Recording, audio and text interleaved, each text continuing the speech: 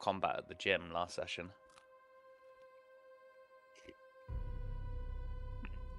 Petrol bombs, baby.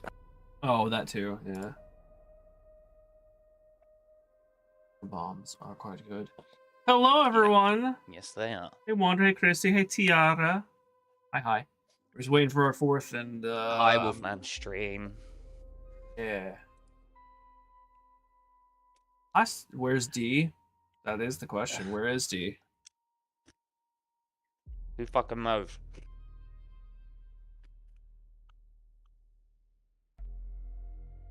Jorking it maybe somewhere? I don't know. Jorking it. And by it, the peanuts. Peanuts? No, thank you. I have one right here.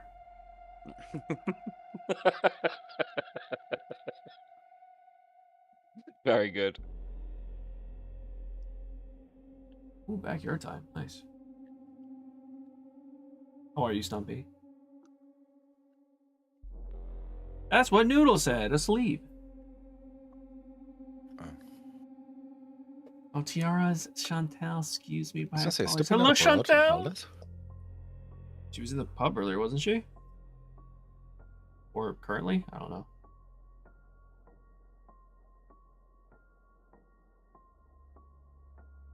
That'd be pretty impressive. Delta Green from the pub. She's in Amsterdam. Don't know.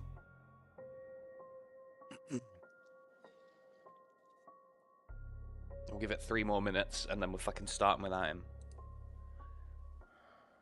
Where are my bonds right now? Good question.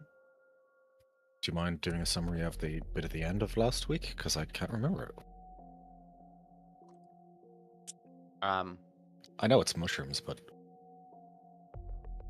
Oh, the intro? Yeah. Yeah, so you saw sheriff. Sorry, not sheriff. Just like a police officer who was looking like shit. Drove home, ate a load of weird shit from under the sink. Right. Okay. And then his guts burst open in a floral spray of fungus. Yeah. It's very Vault 22, isn't it? It is Vault 22, isn't it? Yeah. No comment. Fuck me, man. I have no idea. Yeah, it is Vault 22. Yeah, it is. Yeah, it's Vault 22. Yeah. Dude, don't get me to try and remember the numbers. I just remember things about the vaults. One of them is left me, like, reeling. Because it's so fucked. I think it's Vault 118. But basically, they installed, like, a computer program that said to them once a year that they had to sacrifice one of their population to keep getting oxygen. And, like, it gets down, and then, like, you know, it gets worse and worse and worse as the population gets smaller, and people start taking over, and bullying, and killing, and it all kicks off in this massive civil war until there's only, like, 5 of them left. And they all one by one kill themselves until the final one refuses, and then it turns out that if they had just refused in the first place, nothing bad would have happened to them. Oh, that's right. Okay. Oh, God. Incredibly Vault-Tech, isn't it? Oh, it hurts. I hate it. It's so horrible, man. Can you imagine being that last person alive? It's very, The Mist. Yeah. I was literally just thinking that. I don't know. The ending to that. I kind of like Vault 43. 20 men, 10 women, and 1 panther. One of the craziest ones, which is also horrible, is a bunch of reformed drug addicts for the first X amount of years until where there's no access to any drugs until a year in, when all of a sudden loads of drugs get pumped into the vault, and it just that's just so fucking awful, man. Imagine being recovering for a year and then all of a sudden someone's like, there's skooma everywhere, or whatever it's fucking called, psycho. Right, he's not here, so we're gonna fucking start. What the fuck happened last time? Let's see, where did we start?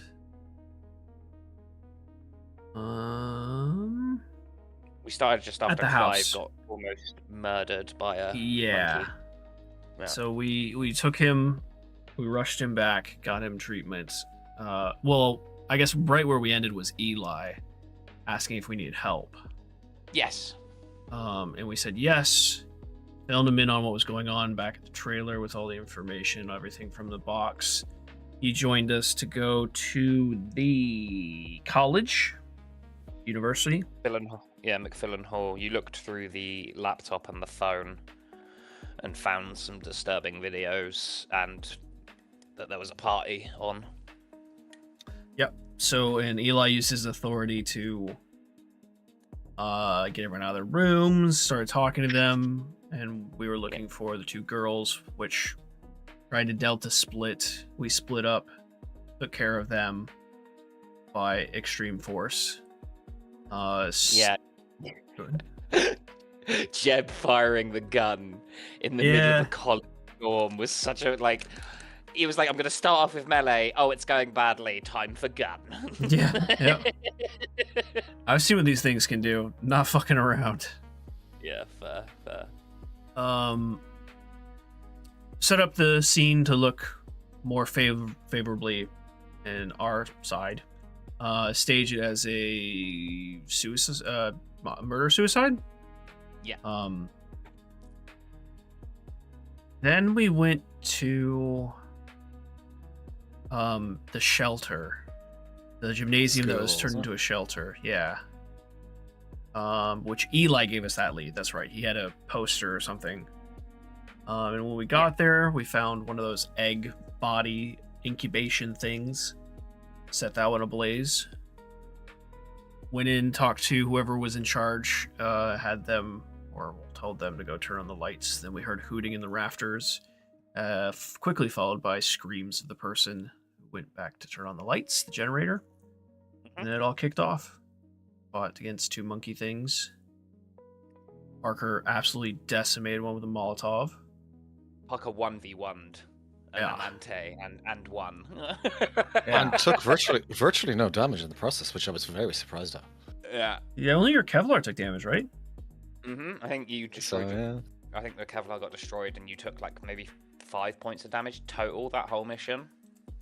Which is still, a lot of damage. Which is a lot, but it, Yeah. I actually meant to mention that to you. 5 damage was half my... It's over. Is it over half? Okay. Over half your health, yeah. Clutch! Yeah, you need to take 6 points of damage to... Yeah. So yeah, you took care of the monkeys. You spent maybe a week or two in... I completely blanked on the town. La Fontaine, kind of covering up everything and getting everyone's story straight, with a couple of luck rolls and some good forensics from Jeb, as is his way, which I think is literally it is his best skill. I think so, yeah. Yeah, it's literally his best skill. So yeah, with a bit of this and a bit of that, you managed to swing the story in your favor and got away with it, more or less, other than with some, crippling fucking mental issues. Our sanity took the most hit, other than Clive's physical. Yeah. Clive has got a new condition that he needs to do, which is obviously the totemic obsession that he's going to do with Gertrude the shotgun. But yeah, it's been a little over 4 years since that cold night in La Fontaine. It is 2 secs. It is Monday, the 6th of March, 2017. Did you say 4 years? I've changed my age. 4 years. I'm getting old. It's 2017, so whatever your you'll be 56 now. 6, yeah. Oh crap, yeah. Yeah. You'd be 42 now, Parker? 41. Actually, just trying to find his age on the old screen. It's on personal. It's 2017, so 25 plus 17 is 42. But yeah, you'd be 41 because it hasn't hit your birthday yet.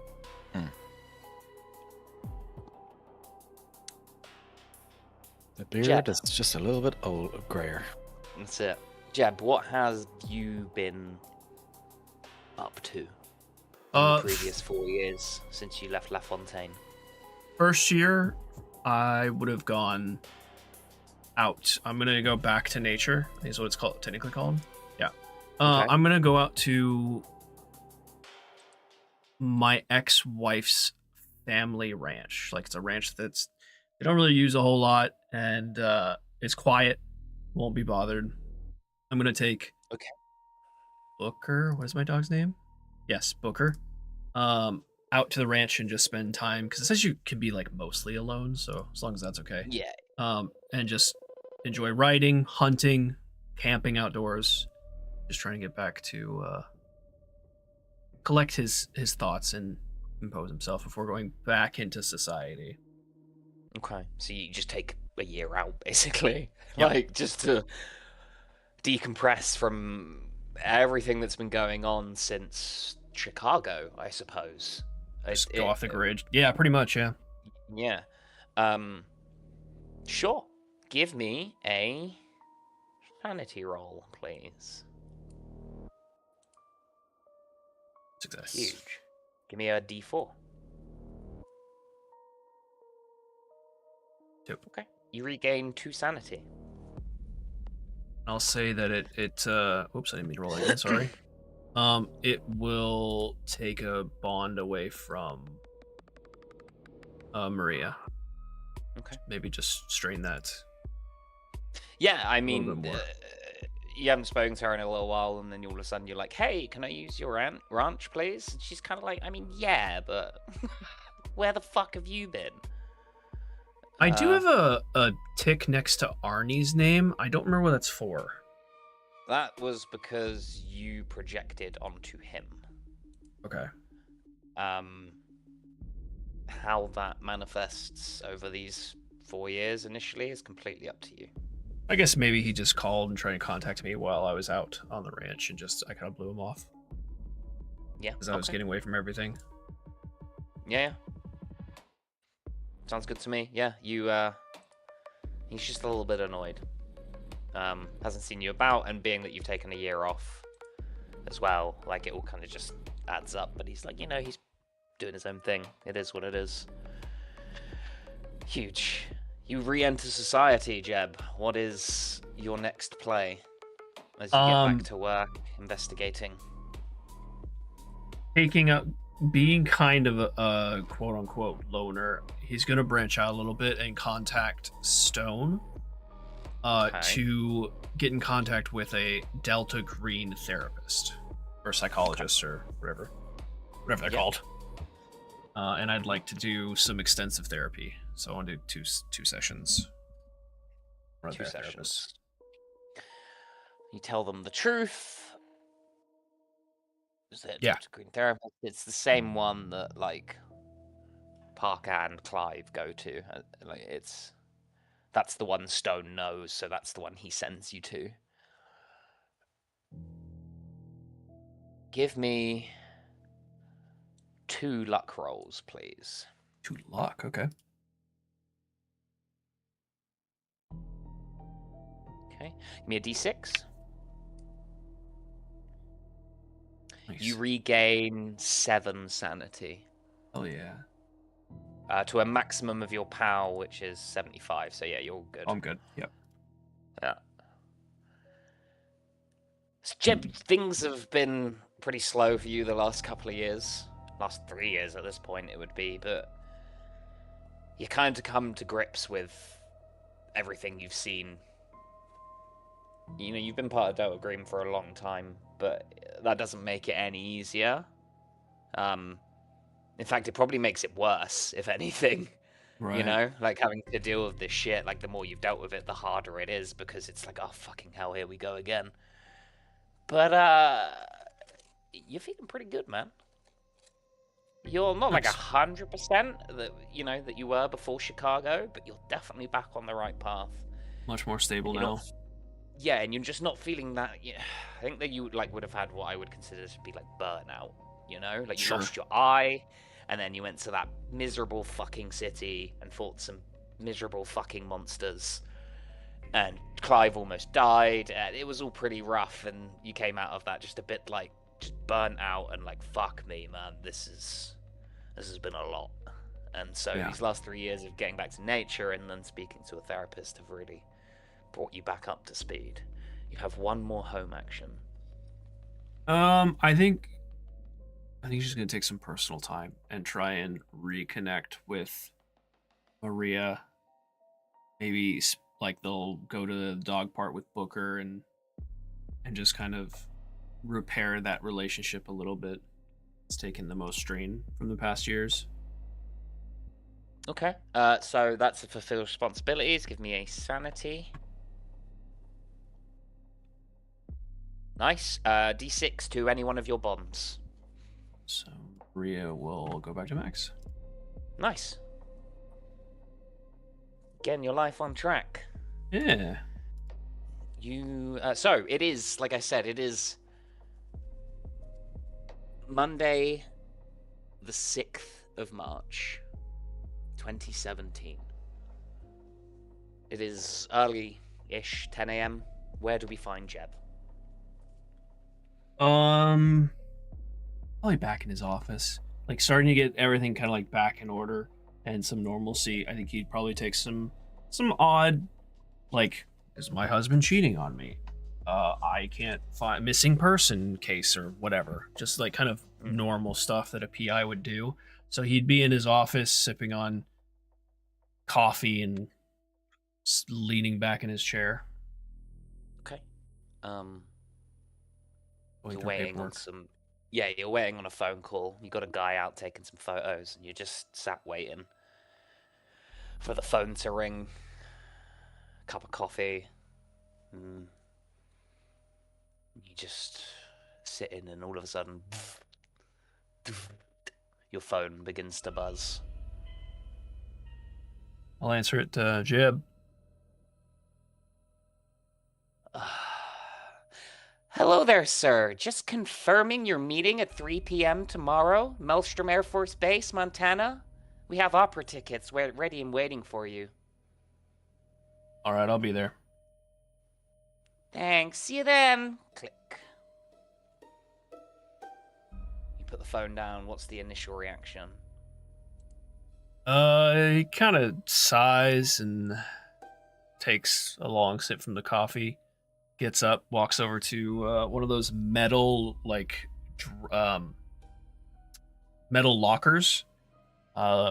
Opens it up, and there's just a duffel bag ready to go. It's his Delta Green bag, and he just takes it out, picks up his hat from the desk, puts it on, and walks out the door and locks up. You shut the door. The camera fades to black.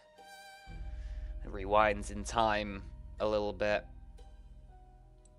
And we pick up with Mr. Parker Parvo Voorhees. Yep. Parker, how's it been going since? Not oddly enough, not fantastic. No. Get down, cat. Go away. Fuck off. So Parker is, he's lost all his bonds. His relationship with his son has deteriorated, and he hasn't reacted particularly well to that. So what he's doing is basically he's gone to where his son and his wife live, and he's basically camping out nearby. He doesn't have a home. He's lost his job again. He's so back to nature is the official choice, but he's basically hanging out nearby, kind of not stalking them as such, but just kind of hoping to run into them randomly, try and somehow rekindle something that he knows is completely lost. Yeah. Okay. Give me a sanity roll, please. Okay, you gain 1 sanity for being back in nature. You can't reduce any one of your bombs, so Oh, so he doesn't have any. This is the beauty of this choice. Is like everyone's kind of like, there's a negative to this. Nope, there is no negative to virtually any of this. So at least you pop up back to 1 sanity. Being near them kind of helps, but it's still pretty rough. They don't, even if they do see you, they just completely gloss by you, don't talk to you, and I assume you don't push it. So, No. Yeah. That is going to be a thing, I imagine, over the entire 4 years. So what else has Parker been doing in this time? Yeah, pretty much. He's basically spending his time. Game-wise, it's 2 cases of improve a skill or stat and 1 of stay on the case. Okay.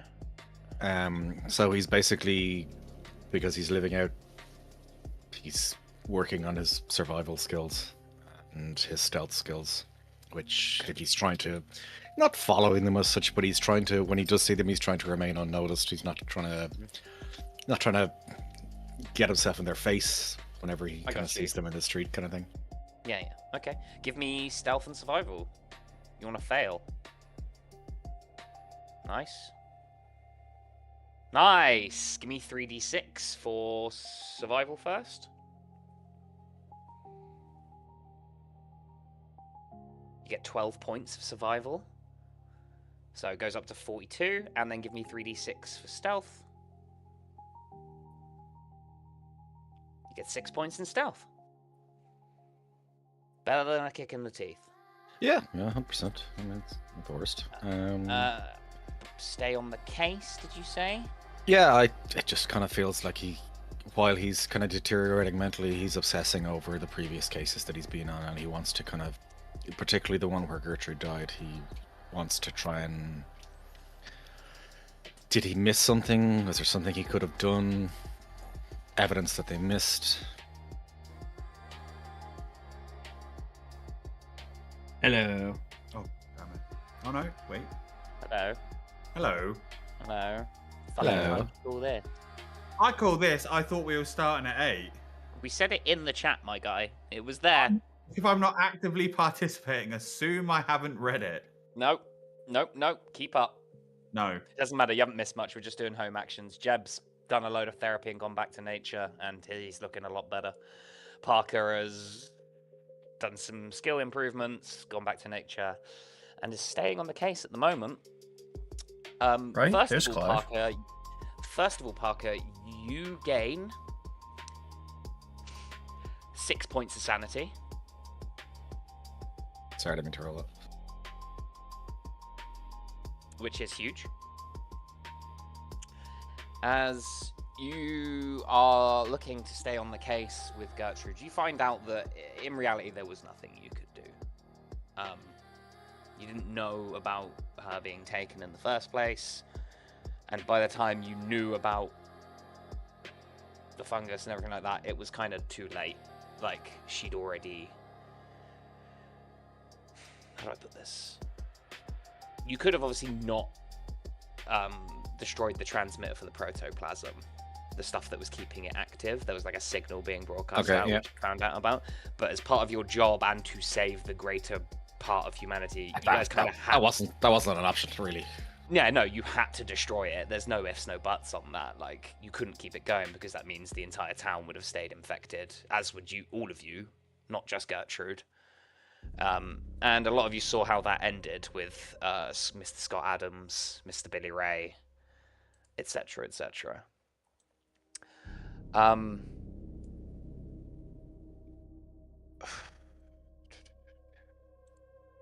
Sorry, I probably should have told you this beforehand. But to be fair, I only made it up 3 minutes ago, so... That's fine. It's fine. Give me 2 seconds.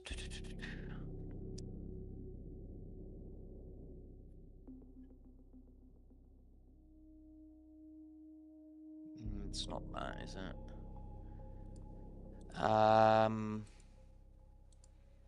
You do find like some mentions of the fungus. You get it's referred to in certain cases as the fungus from Yugoth or Yugoth, YUGGOTH. You find the evidence that that's not the first time that they've been on this planet. What do you say the fungus? The fungus from Yugoth. Yeah. Sorry, am I misremembering? We're not talking about the fungus that we saw in the intro. It's what No, we the saw in the ones previous. In Convergence, yes. Okay, just making sure. The thing that you fought two of. Oh in yes, the barn, gotcha. them, Sorry. Those Yeah. the multi-dimensional beings that you fought. The Migos? Yeah. The Migo, yeah. Yeah, that's you sorry. guys, That's what I was wondering. you guys as characters, I don't believe know that they're called the Migo. So you find out, Parker, that they're often referred to by people who I don't believe you found out the name. Derringer told us. I was gonna say, I thought someone told us. Yeah, Derringer told us. Okay. Yeah, I think you did. Yeah. Either way, they're also referred to as the fungus from Yugoth. You have one more home action, Parker. I don't believe I do. Yeah, one was back to nature, 2 were skills, and 1 was stay in the case. When you do one skill, you get to do You can two. do 2. Oh well, then it's gonna be four skills, I suppose. I've no. Ugh. First aid and stealth again, I suppose. Okay, give me some rolls. Actually, not first aid. There's a stealth though. Okay. You get another one as well. And history from his, just for the crack. Okay, on a Yeah, quick that failure, was you gave the full creature we had to 18 roll evens. Yeah, you are correct, Christy. The history. Ooh, nice. But obviously not nice. That's not a roll. Hey, that Bill, what's should up, be dude? Homebrewing that because I feel like getting a crit should be better. So that puts your history up to 30. Give me 3d6 for your stealth.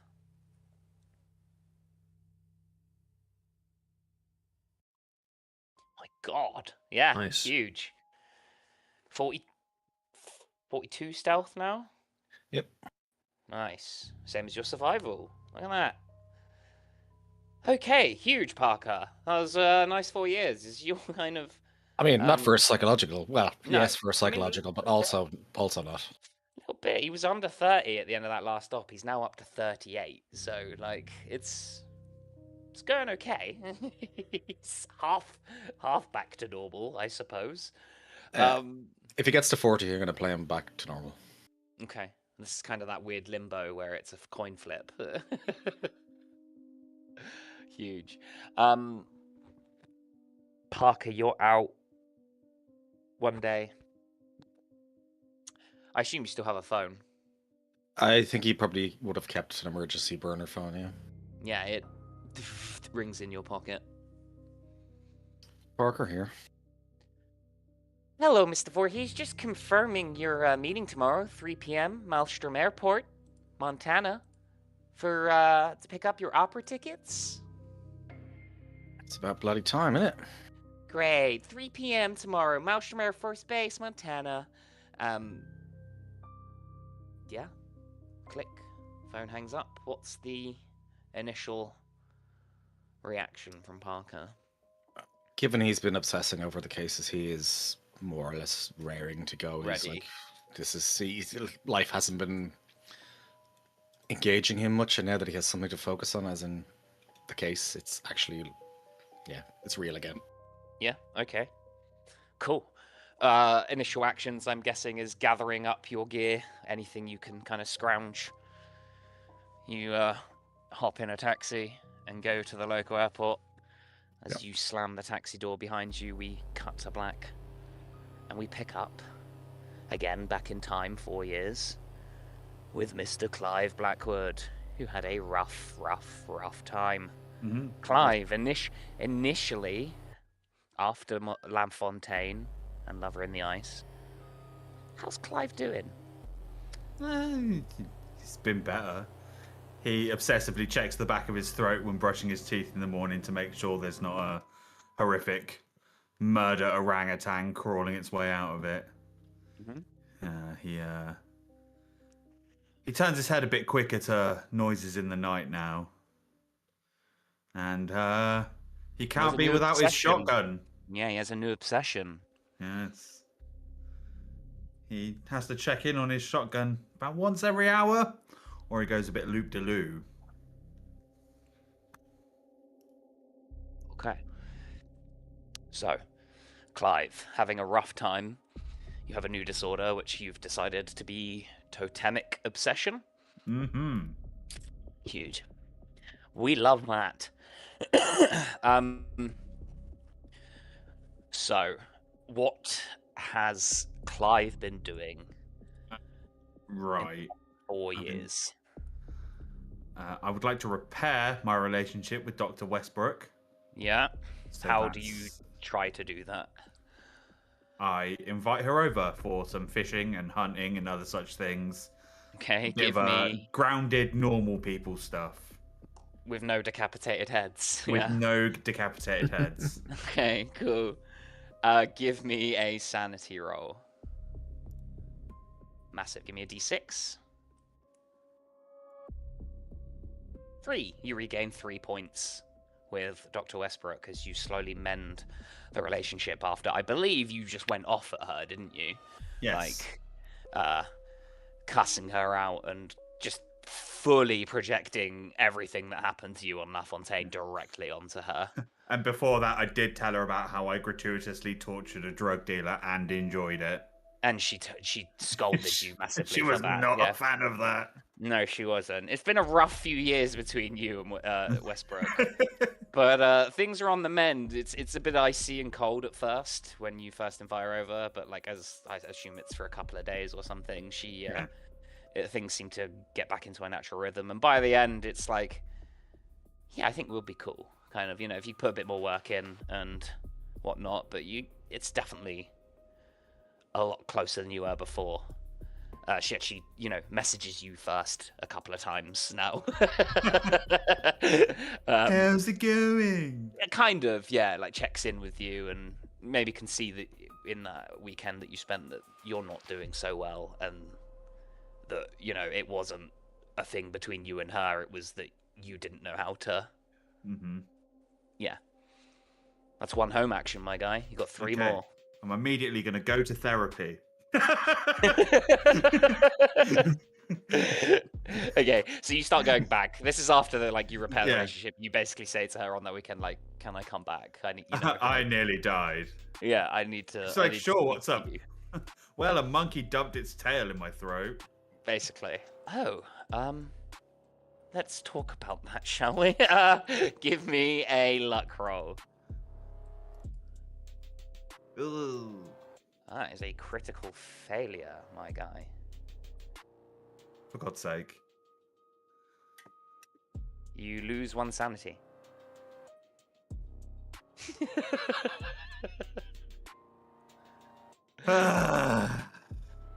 Huge start. Great start. One of your bonds does reduce by 1. It's Westbrook. It's not going so well. You Try find to it hard- game this sanity, goddammit. You find it hard to talk to her about what's going on. You can do 1 more therapy as part of your home actions, but 2's the max that I'm allowing. That's fine. I will do 1 more therapy. Give me a luck roll. Okay. Son of a bitch. You still regain that 1 sanity. Okay. So What have you all been doing? Therapy. it's not going great. Clive. You have 1 more home action. I'm going to return to nature. Okay, that will reduce a bond by 1. That's fine. Owen's like fat, ginger, and balding. He can lose a bond. Okay, give me a sanity roll. You regain 1 sanity. Sick. Oh my god. Clive, that was rough. 4 years trying to fix himself and it's not going well. You've started. You're above the sanity you were on when you left that. So you've kind of accepted that something else needs to change and you need to figure out what that is. And that's now opening you up to get better and heal. Where do we find Clive on Monday, the 6th of March, 2017 at 10 a.m.?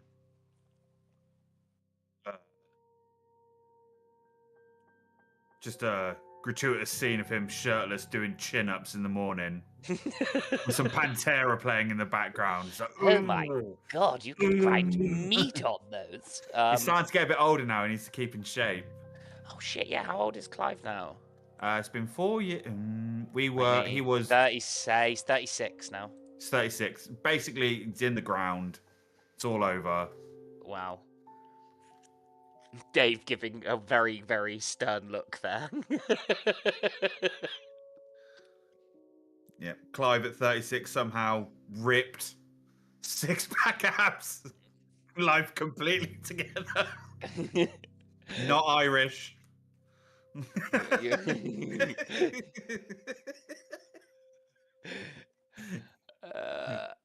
Dave's gonna kill you one day, D. I swear to I God. know. Your phone rings, Clive. He just drops down, picks up Blackwood. Mr. Blackwood, just confirming your meeting tomorrow, 3 p.m., Maelstrom Air Force Base, to pick up your opera tickets in Montana. I'll bring my tux. Great. See you then. Click. Clive's initial reaction. Goes, fetches his shotgun, throws it in the famous duffel bag. Yep. Gets on his slimmest, tightest turtleneck and some khakis. Gets in his Ford F-150 and peels out. Okay. Oh yeah. Head to where you know the local Delta Green. When I say local, it's like a good few hour drive away from you, but you hop on, you drive out to a private runway. There's a plane waiting for you, and as the plane door shuts behind you, we cut to black. With that out of the way,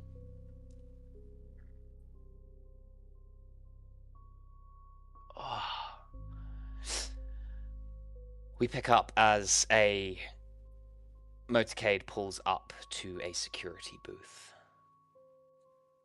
Jeb, you are sat in a car that was waiting for you outside of the airport when you landed in Montana.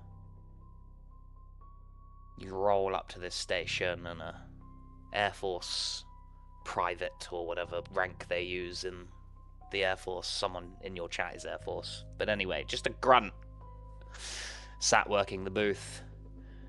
Your driver flashes the ID, waves you through, and you're led in to a administration building on the base, into a secure meeting room. The door opens and you see Parker and Clive already there, catching up, waiting for you. Howdy, gentlemen. It's been 4 years, guys. What do you do? I pulled my gun out. No, I'm kidding. I've been waiting for this. He just guns them all down and executes himself. Credits roll, Delta Green, Extremophilia. Extremophilia. I've been waiting for this. It's such a wild line. That's for under 10 sanity. Yeah. Just immediately kill the whole team and yourself. I know, when he gets under 10, it's going to be, he will be, I think, almost actively kind of acting against, not against the team, but he will be doing things that are very, very, very stupid. Questionable behavior. Yes. I'm not going to say what I was going to say. So just like normal then, yeah? No, that wasn't what I was going to say. Don't worry about it. Well, it looks like they're getting the group back together, I guess. What fresh hell have they got for us now? How's the shoulder, Clive? It's been better. How's the everything? Crippling depression. Yeah, not so good, not so good, you know. If it's any consolation, you look a lot less homeless than usual. Does he? No, do you? He does No. now. I said it. Yeah. It's true. It's canon. He's wearing a suit. Yeah, no, he looks more or less the same. Worse, almost. This is Clive trying to be friendly. Yeah. You make idle chit-chat for 5-10 minutes before a familiar face who you guys haven't seen in a while, but have probably spoken to more recently than you've seen. Agent Stone comes barreling into the office. His wide frame, stone face, all of that shit, square features. He's a big square of a man. He's wearing a suit that's 2 sizes too small. He just sits down. Oh, welcome back, gents. It's been a while. We got a situation. The EPA and the Montana Department of Environmental Quality, or the DEQ, are working with Lewis and Clark County Sheriff's Office to investigate a death outside of Helena, Montana. Helena is about 140 kilometers southwest of the Great Falls. One LCSO Deputy Fred Jacob, white male, 37, married, no children, 12 years on the job, died 6 days ago.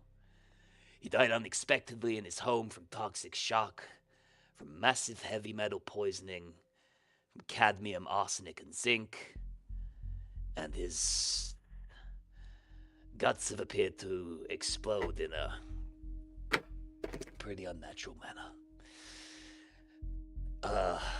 From what we know, the condition came on suddenly, apparently over the course of only a couple of days. The contamination was widespread. His digestive system shows high concentrations of heavy metals, but so did his circulatory system, brain, and organs in levels that ought to take months to accumulate.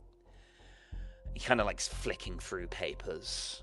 There were no reports of an industrial accident that would explain the kind of poisoning. And the gut flora, well, it's very strange. No regular bacteria, replaced by a different unknown kind of incredibly robust, even in the presence of the heavy metal, and it, raced through his system. Hey, John. What's up, dude? The coroner's report Welcome, lists the cause of contamination as inconclusive. So an EPA agent and a state investigator have began studying recent environmental impact statements and taking ground and water samples from the region. The program, us, is sending you as a specialist team from the FBI's Critical Incident Response Group in DC. And you don't,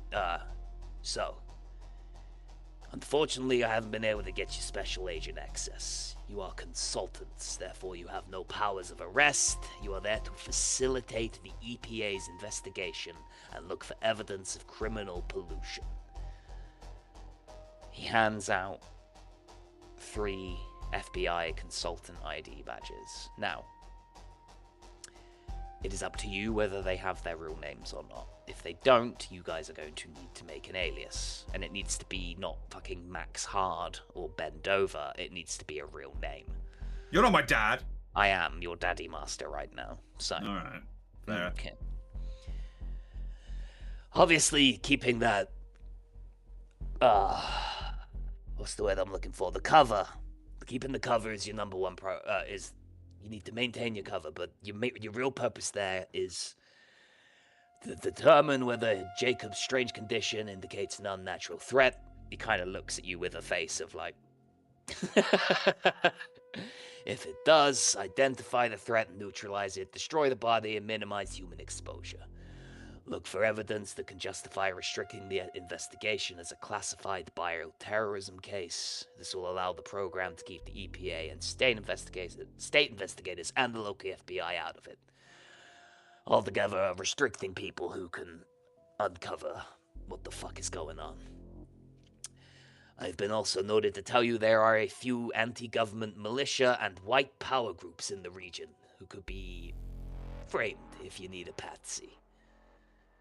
I don't think anyone would lose any sleep if those fuckers got put away, so...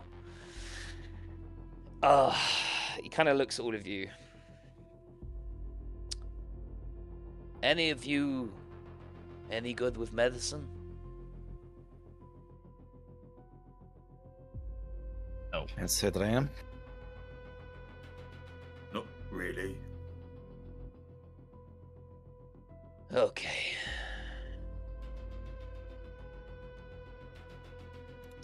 Do I have... Is I'm Jeb's good in decent at forensics. isn't he? I was I'm gonna say forensics, is but not medicine. more medicine in this case. Okay, so there is I planned for this. There is a Delta Green friendly on site. One Captain Sarah Jimenez. We can send her with you.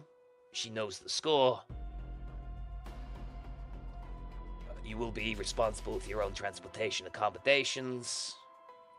The Helena FBI office has not been consulted on this case, nor is the region's FBI special agent in charge in Salt Lake City. They will not be friendly to you if they catch you intruding on their territory, especially ones apparently sent from Washington. So keep your head down. And also, he hands out a little map, which I don't actually have, I don't think. I do actually, hang on.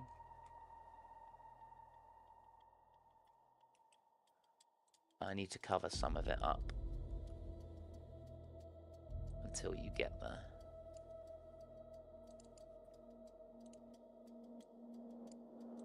Go above it. Solid. Black. 100%. Huge. Boom. There's a green box about 12 kilometers southeast of Helena, the city you need to go to, if I didn't make that clear.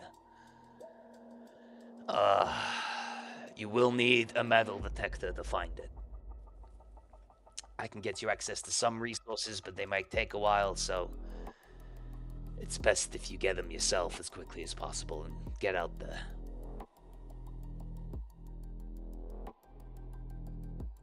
Any questions?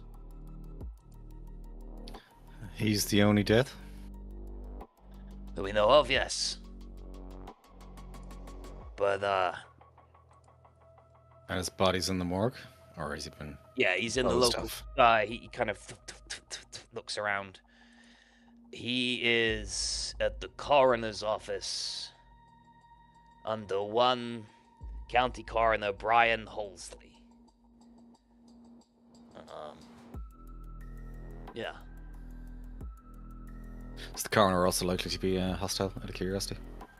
I don't think so, no, but he has definitely been exposed to the body, so just be careful.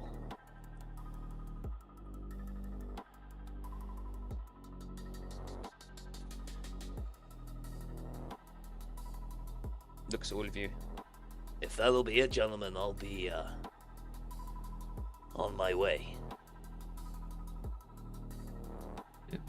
I'm all set. Okay. He pulls himself out of the chair, gives you all a quick nod, and exits the conference room, the meeting room. As he's leaving, Parker will kind of... Hey, hold up one sec. Is there any equipment we can get for this mission? The green box will be your... He did say the green box. There'll sure be stuff there from previous ops. Like I said, I can get you some stuff, but it's gonna take me a couple of days, and you need to get out there. Yeah, no, I just meant in terms of if we wanted to request something that isn't already you can, in the box. Just shoot me a message, Yeah. let me know, I'll get it to you. Yeah, good. Okay. You are left in this meeting room. You have to get to 12 miles outside of, or 12 kilometers outside of Helena, Montana.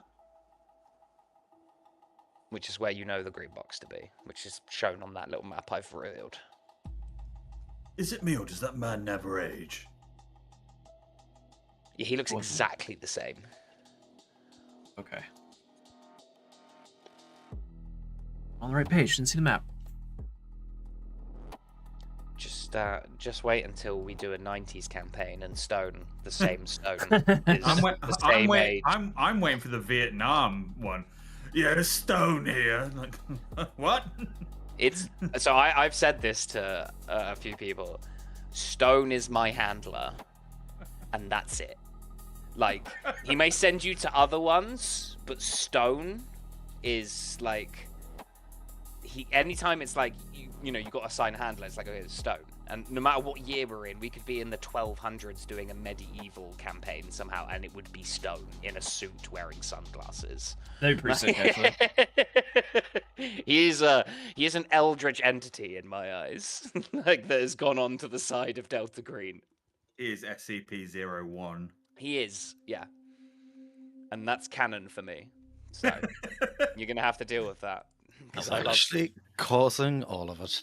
Yeah, maybe he might be the big bad. Who knows? Dave's called it. Fuck, scramble.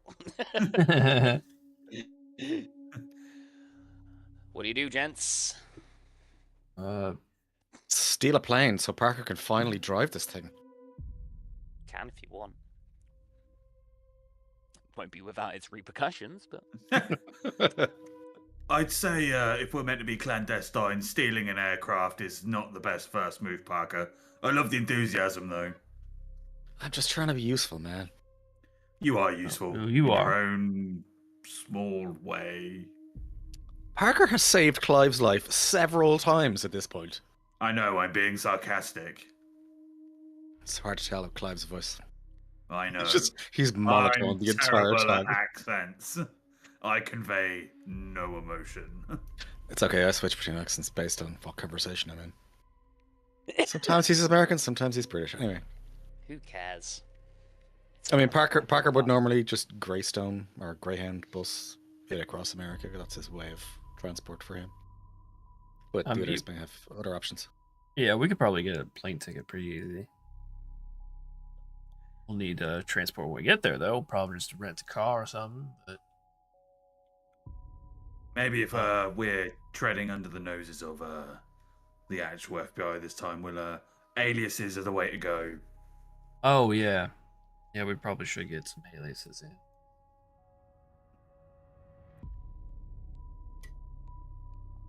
Parker's going to use his previous alias of Carl Hauser. Yeah. I can't use mine because mine was a woman. Yeah. So bad at names. Gertrude. It just reminds me, we were playing Mothership on Sunday, and one of the guys died, and his character like left the party or whatever, and he had to roll up a new character, and he rolled this fucking like what's the word I'm looking for? Finance dude who was super into spiritualism, and we were trying to look for a really obnoxious name, so I was like, call him Thad. Like Thaddeus, because it's like calling someone Thad is such a sucky name. I'm sorry if anyone's named Thad, but your name sucks. And then I was like, call him Thad Chaddington, and then someone was like, no, call him Thaddeus Chaddius. So his name became Thaddeus Chaddius, and we were laughing for a solid 10 minutes about it. So fucking stupid. I love that. So Carl Hauser. I point at Jeb. Pass. Matthew Irons. I've gotten Bert so far. Bert Irons. There you go. Burt Reynolds. Bert Ernest, yeah. Bert Gertrude. I'm wearing a beret. Bertrude. Yeah. Gertrude. Bert Gertrude. What's Bert short for? Bertrand. Bertrude.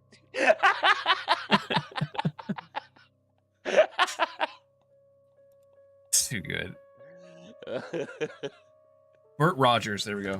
I want Bert Rogers. Bert Rogers. Bert Rogers. Bertrude Rogers, let's go. Clive? Chad Blazer. Chad Blazer. What a shit name. I know. It was either that or Kurt Angle. Gert Krangle. Gert Krangle, sorry. Gert Krangle. Yeah, fuck it, it's Gert Krangle. No, he's not. No, too late. No, Gert Krangle. he's Chad Blazer. I'd rather Chad Blazer. What's wrong with Gert Krangle? It's a terrible name. Look. No, the best part was is you sent it to me and then was like, ignore that. He just sent me a message out of nowhere saying Gert Krangle and then ignore that. I was like, I shall not. Look, I was in the shower and I had an idea of an orc monk who is a wrestler and his name is Gert Krangle. I kind of like the...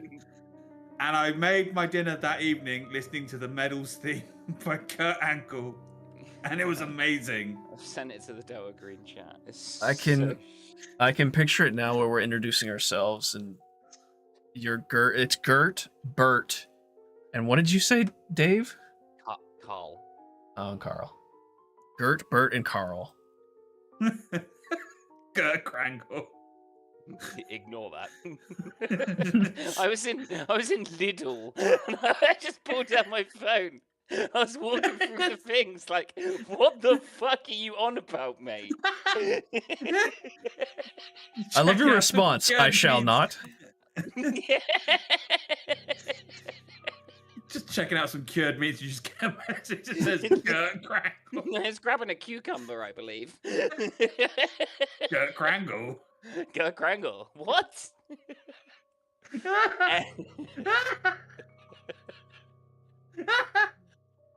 So stupid. Oh, my abs hurt.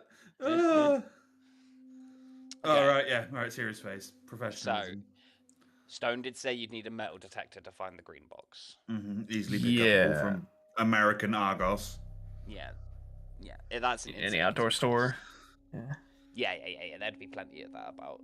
But is there anything low level that you want to get? That knowing that you're going into something that's an infection. Some walkie-talkies. I feel like we'd be better off getting it in Montana, not here. I mean, you can go in. This is what I'm just assuming. Okay. Going in. Can we get a private flight with Stone? Like, they can fly us here. Can they fly us too close to Montana? You're in Montana. Oh, okay. Never mind then. I thought we were in DC. Okay. No, you're in Montana. You've flown to Montana to the Maelstrom Air Force Base. That's where we currently are. Okay. Stone came and met you guys there. So we don't need a flight. We just need like a truck or a car or something. Yeah. Which again you can easily source. While you're kind of gone. How rural is the area that we're going to? Helena, it has a population of 26,000.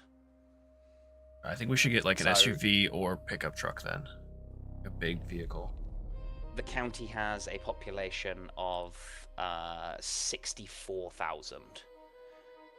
So it has its origins. I'm assuming that you can just obviously look this up on fucking Google at this point. It has a lot of its origins comes from gold rush. From back in the day in the 19th century, where more millionaires lived in Helena per capita than any other place in the world.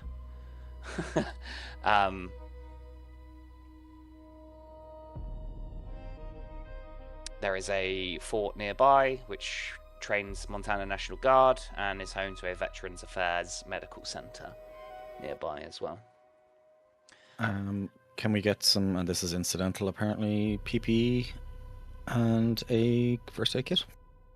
PPE such as? Personal protection equipment. Just says apron, goggles, gloves, breath mask. Provides 2 armor against chemical and acid splashes and fumes. Okay. You can also get hazmat suits if you want them. I would like a hazmat suit. Yeah. Wouldn't say no. Damn. Yeah, they're also like an incidental cost if memory serves. Standard. Oh. Okay. You can pay for that out of your own money if you want. It's not particularly damning. If you fail, let me just double check. Parker doesn't have a money. whole lot of dosh, I'm not gonna lie. You'd need to make an int ×5 or an accounting test. If you have a wealthy occupation, you get a plus 20% bonus. If you fail, you reduce the bond by 1. But that's it. If you succeed, you just get the item. So, int ×5 or accounting, if you guys want to try and get some hazmat suits. My int ×5 would be 55%. Check. But I have solid bonds, so if you need me to do this, I can do it. I don't have any bonds, so it's literally a loss-loss situation for me, and my int is really high. Oh, never mind then. I believe in you. Yeah, you get some hazmat suits. Cool. You can add them to your inventory. Can we get some Kevlar? No. First I aid kits? don't have my Kevlar still, do I then? No. No, you We would have have the given last them one. ones back. You swapped it back with the normal one that you handed in, so you would have normal Kevlar. For the You record, I guys- deleted the shotgun, the heavy pistol, and... That's yeah, fine. what was it? There's a light pistol that Jeb had as well. Yeah, I'll delete that the he gave you. shotgun. Yeah, the shotguns will be put back. All your other guns that you obviously have. You can get pepper spray if you need it, Parker, I believe. I think it's I incidental. still have one, as far as I'm aware. I have a stun gun, too. I Okay, also cool. have a gas mask, targeting laser. I'll delete gas mask. Don't remember when we got that, but apparently it's in my inventory. It's It was from the- from Reverberations from Chicago. Okay. I'll delete it anyway. Oh no, it wasn't. It was from the monkeys. You bought some gas masks so they couldn't put their tails down your throat. Either way. Oh, yes, yes. Before you leave the Air Force Base, a woman comes to see you. Dark skin, braided hair that's up in a ponytail behind her. She wears a suit, blazer, looks very professional. Hello, I'm Captain Jimenez. I've been Hello, assigned Captain. to help you with investigating Jacob's body. She shuts the door behind her, she shakes all of your hands, and she's like, I just want you to know that obviously I'm aware of the program. I am not part of it, but I know I know the score. So this is going to So- be your first opera then? Yes, I think so. I've been I've been a consultant on a few of the program's operations, but I've not faced any of the threats that most agents happen to go through. But I'm here to help, however you need me. You can see she has like no weapons. She's just a person who's particularly smart and good at like chemistry, biology, all that sort of stuff. And she has good bureaucracy, apparently. Yes, I will be accompanying you to Helena. So, we've been told we need to sort our own transport and accommodation. I assume you're already going ahead with that. We will be, yes. Excellent.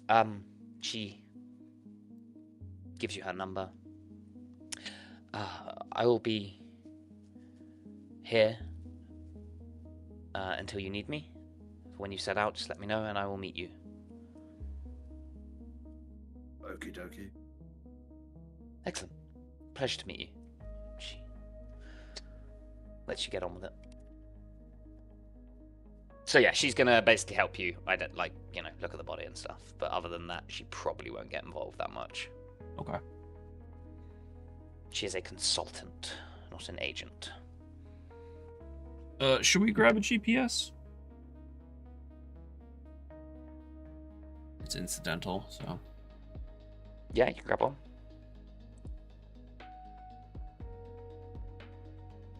You can have all of that, Dave. Thank you. Everything you can get from pretty much a store in America somewhere. So yeah, you can have all of that if you want it. That's the point, guys. If there's any incidental or standard costings you would have bought on your downtime, think about that now. if there's anything else you want, and we can do some rolls if you need to. Clive, you obviously have access to more Delta Green stuff more often than the other two because of just who you are and what you know. So if there's anything you need as well. For the record, what I took was a wood axe, handcuffs, and a fiber optic scope. It's got to be low-key on this one. He'll have like his flight case with Gertrude and his pistol, a knife, Kevlar vest, but apart from that, he wouldn't really have anything. Okay. But we can pick up some walkie-talkies in the city, town. Hazmat suits. We've got Jimenez, so she can look the part when we're inspecting the body.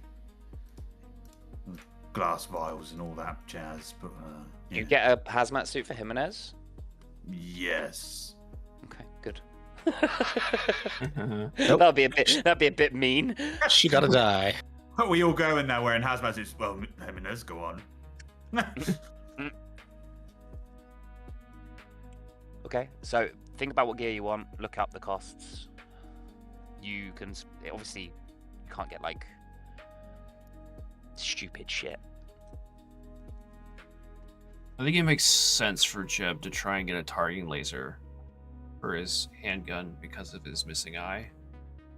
Standard, Okay. so what do I need to roll for it? Int ×5 or accounting? It's gonna be int then. Ooh, unlucky. Okay, you get the item still, but you Okay. reduce a bond. You reduce a bond by 1. As the stress of spending kind of frazzles you a little bit. I can't believe a cruise missile is part of this game's actual inventory. Yep. We'll find a way to have one and use it, damn it.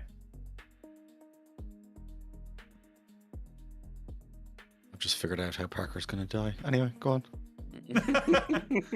Strapped to a cruise missile. Well, you know, that's Trust me, it's the only way. what's that scene with the nuclear warhead? The guy's writing it down. Doctor Strange. Doctor Strangelove, yeah. Yeah. It's kind of like that. Yeah. Okay. So yeah, you can go ahead and get all your stuff. Metal detector, I think, is probably an incidental cost. I don't know if it's got that covered in there. If someone can look, cool. If not, who gives a shit? Metal.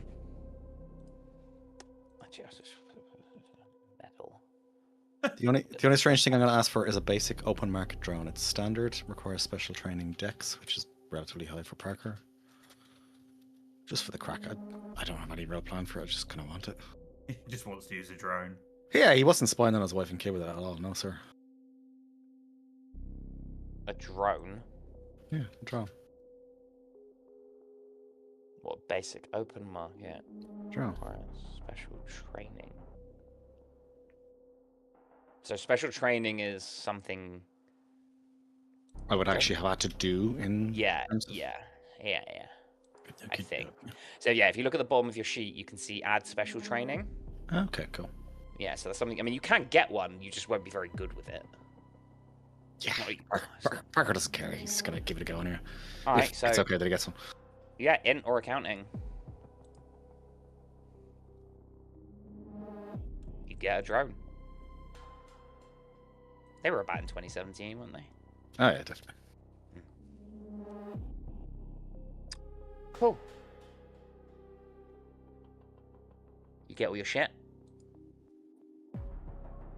You call Jimenez. You get yourself a car. Are you doing aliases for the car? Yes. Yeah. Okay.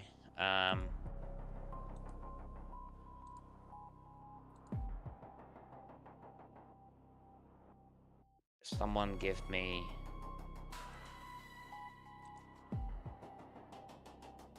accounting, bureaucracy, or criminology. Got 52 bureaucracy, but I think someone else has something higher. I mean, 44 is my highest for criminology. You can You, help. Parker. So if you guys who are lower want to roll a skill and succeed, you'll give a plus 20% for Parker. Alright, I'll try. Okay, nice, Clive. Okay, so you No. get a plus 20% to whatever roll. Oh, Who's this? well, that's a failure. Okay. We'll get a Prius. You get the car fine. It's more about the fake identity. Everyone give me human rolls. As you see, you go to this place and this dude asks you questions, and this dude seems shady in some way. Clive, make sure to tick those human boxes, guys, and anyone who failed their bureaucracy and criminal, all of that, like tick boxes. Oh, tick boxes. I don't get anything for the int roll though. For the here. No. Okay. No. It's only tick one of them, right? It's not tick all three. If he seems shady, I'm gonna run the serial number of the car through the police database. Okay. So 26. Parker, you would tick. Bureaucracy, because I failed. Yeah. And I know it's at least one, but. And human, you'd tick both. Yeah. Any skill you fail, you tick. Yeah, grand. Yeah. Yeah, this dude is also, he seems shady in that, like, he looks at your IDs or whatever that you hand him, which are obviously fake because they have like false identities on. And you get the sense that he like sees through it. You run him through a database, and he's a shady dude. He has been up on charges, but never convicted of extortion, blackmail, racketeering, embezzlement, fraud, etc., etc.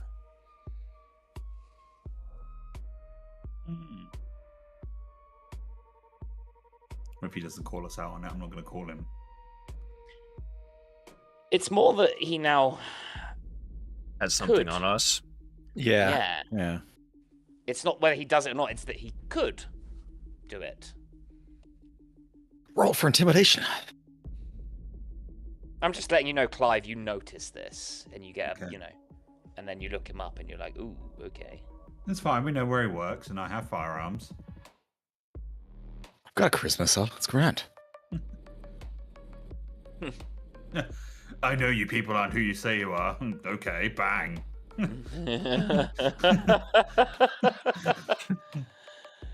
If I die, a video gets released, convicting you of all of this shit. Yes, I know how CCTV works. Just to possibly preempt anything, is it worth us trying to warn him? Worth Clive warning him, basically, don't take this any further, you little piece of shit. When like they're waiting for like the car to get like final cleaning before they hand it over, and like Clive's run his name while he's outside having a fag, and he just comes in, whatever his last name is, and he's just like, Tony Collette. Right, he goes, fuck's sake. What is it you want there, sir? And it's like, all right.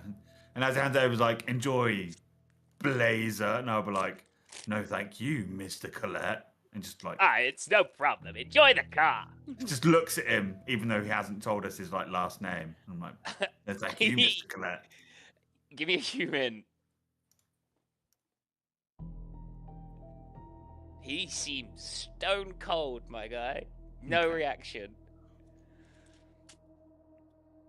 Is anyone else there?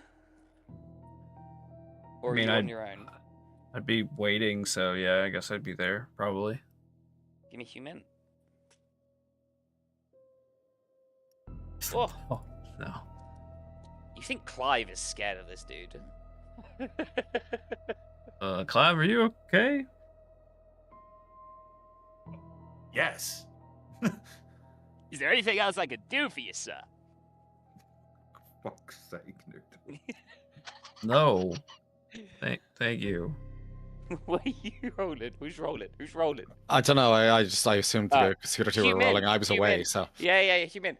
As Clive's trying to intimidate this dude, you can see Jeb and Clive don't feel like they're getting anywhere, but there is sweat beading on this man's brow as a single streak rolls down the side of his face, and he's like trying to get them out of the store as quickly as possible, but he's trying to be professional at the same time. It's okay, Clive. I think this man gets the point. All right, let's go, and we'll get him in there, and we'll leave Tony's cars. Thanks for visiting Tony's cars. Stay away from events, Mr. Collette. Side-eye him. I was in the war, you know. What's that? You were in D-War? That's right. I've been there too. Lovely place. Away from any conflict. Maintaining eye contact the whole time. Chris, you leave Tony's cars. Had to throw it in there somewhere. You were so happy with yourself when you're like, Tony Collette. Oh, I miss Tony Collette. Me too. I like Blake Lively, but yeah. Anyone who doesn't know what we're on about is like, what the fuck are they talking about? Just listen to Dungeons and Daddies. That's me. Yeah, I don't either, but It's a character that Freddie Wong plays called Tony Collette. He runs a car dealership. I've been waiting to drop him in at a certain point, just for a crease, and then was my time. Right, you get yourself a car. It's a Prius. No, it's not. No. drive that bitch into the ravine. It's a Honda Odyssey. It's a a Subaru. Honda. No, it's a Honda Odyssey. Odyssey, Odyssey. Yeah, it's a Honda Odyssey. The car is a totally normal human car with no decapitated heads, Wanda. Yes. Oh, disappointing. That's unfortunate, but maybe next time we'll get them. Maybe next time. We'll give Jimenez a call. Pop in. She answers, she meets you, you all get in the car. Your new gear packed up. You kind of give Jimenez the rundown about what's happening, what you've got, why you've got it, etc., and where you're heading to.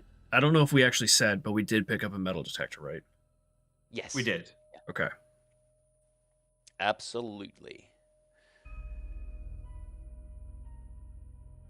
Green box first, or should we go look at a dead guy? We'll hit the green box first so we know what we can deal with. What we've got to help, at least. Okay, so. Alright. Who's driving? Should I be driving? Me. I think Jeb would. He's got the best drive. All right, then. You drive. Okay, I'll drive. Boys, please, you can take it in turns. We're driving one hand each on the wheel. Clive is sitting in Jeb's lap. Yeah. One on brake, one on accelerator. Yeah. I mean, I didn't want to assume the man with one eye couldn't drive anymore, but you know. Wow. Okay, so you've been given the location on a map, but it's still a pretty tough time to get there. Parker, you've got good navigate, haven't you? Cool. 70. 70. It used to be 80, to be fair. A winding drive follows access roads along the I-15. You turn a left on the Hanging Tree Gulch Road, and a couple of turns on dirt roads past ranch-style houses. You have to pull up, the road finishes, and it's just trees. And you guys have to hike maybe a mile or two past the end of Ambush Ridge. Yes, Wander, yes. That's the South Fork of Ambush Ridge, not the North Fork. Keep up, Parker says. And at the end of Ambush Ridge, there's a house nearby, which lives a family.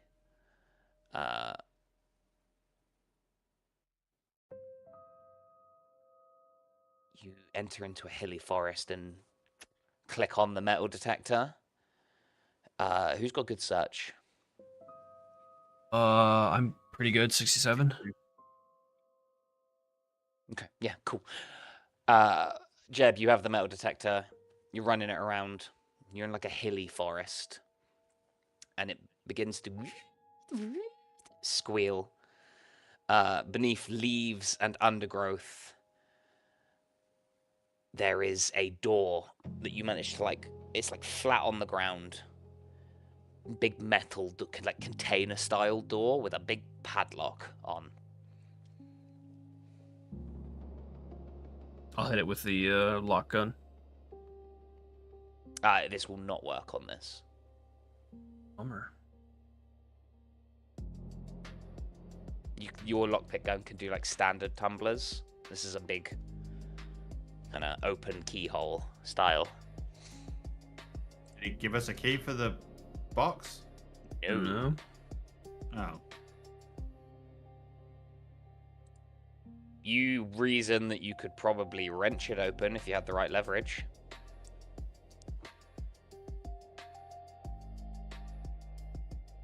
Okie Would dokie. it be against protocol to force this door open? I mean, not this one in particular. It's kind of in the middle of fucking nowhere, hidden away. I was thinking about the But last looking at screen this- box, but okay. That one was in a more like, I say open, but you know, accessible location. This is very much in the middle of nowhere, built into the ground in a forest. But you can try and relock it if, you know, afterwards, if you think of a way.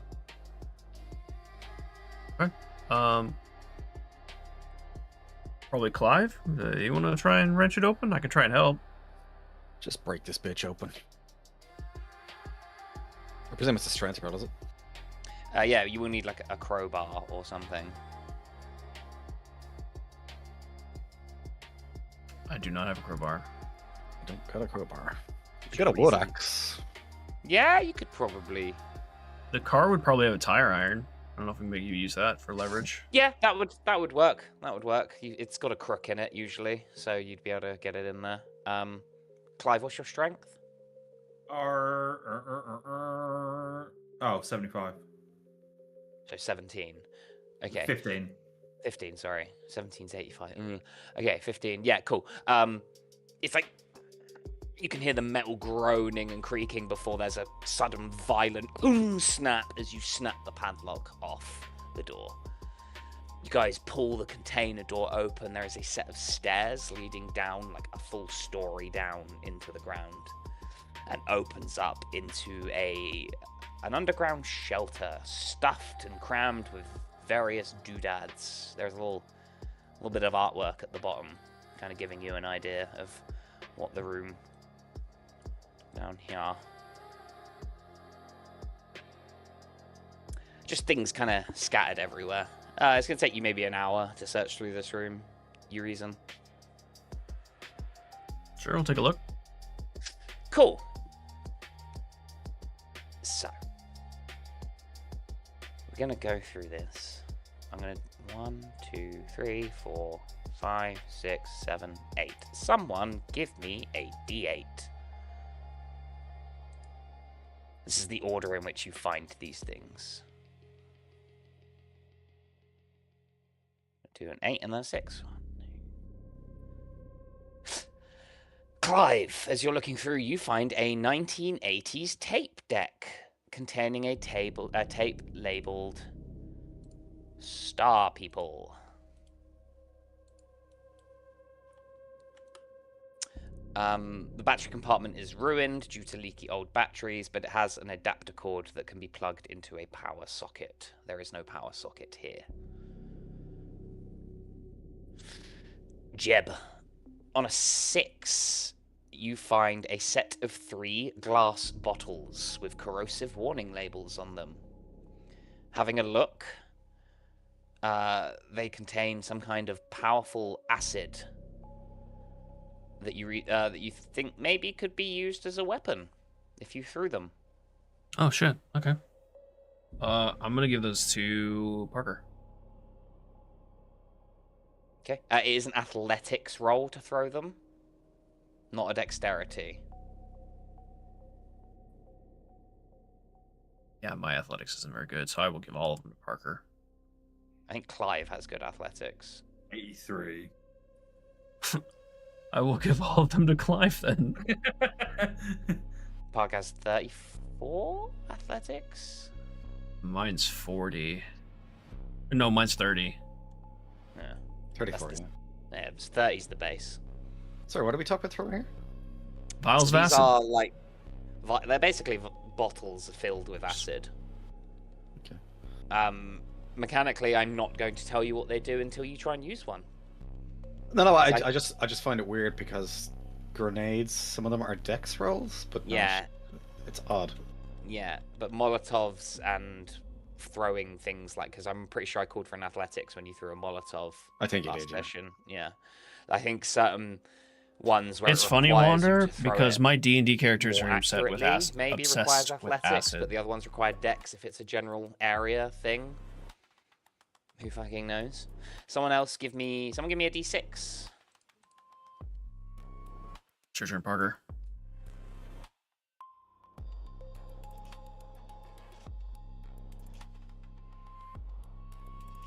Fine. You find a battery-powered Milwaukee sawzall and a selection of blades for cutting metal and masonry and for butchering large game. I'm sorry, what? A Milwaukee sawzall. I have no idea what Saws? that is. Oh, okay. Gotcha. Oh, I it's imagine it's a big saw, I imagine. yeah, it's a handheld, not a circular saw. Well, this one has a variety of different blades. Is it maybe like a jigsaw? It's kind of it's a back and forth saw. There's a blade that yeah. goes back and forth, not circular. It's one of those ones that you like hold out like a drill, kind of, and the blade sticks out in front, and you can... Just Googling it. I've never seen this before in my life. Oh, really? Yeah, they're used for a lot of woodworking and like cutting pipes and stuff. That's what you find. Someone roll me a D10.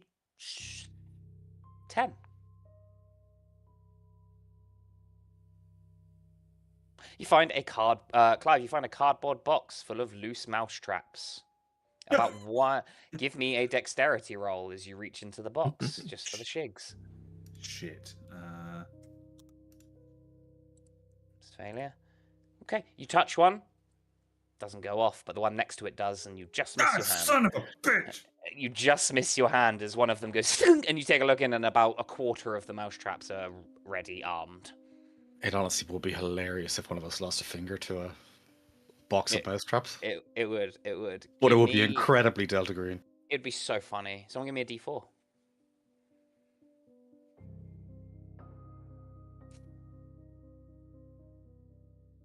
Yeah, but you're looking through.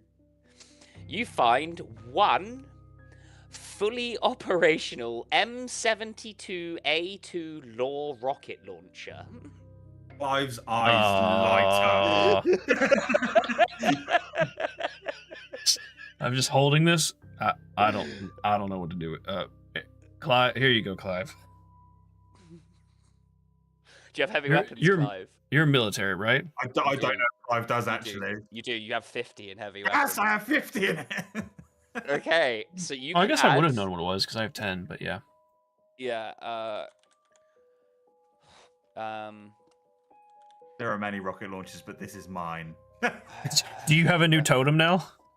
This is my new totem. The Law rocket launcher. So basically, just add an RPG to your inventory. It is a range of 200 meters, a kill radius of 10 meters, a lethality of 30%, and it includes a plus 20% blast zone bonus. I don't know what that means, but we'll find out, I suppose. D, I just want you to know, if you don't use that at a range of less than 10 meters, I'll be very disappointed in you. Someone give me a D6, please.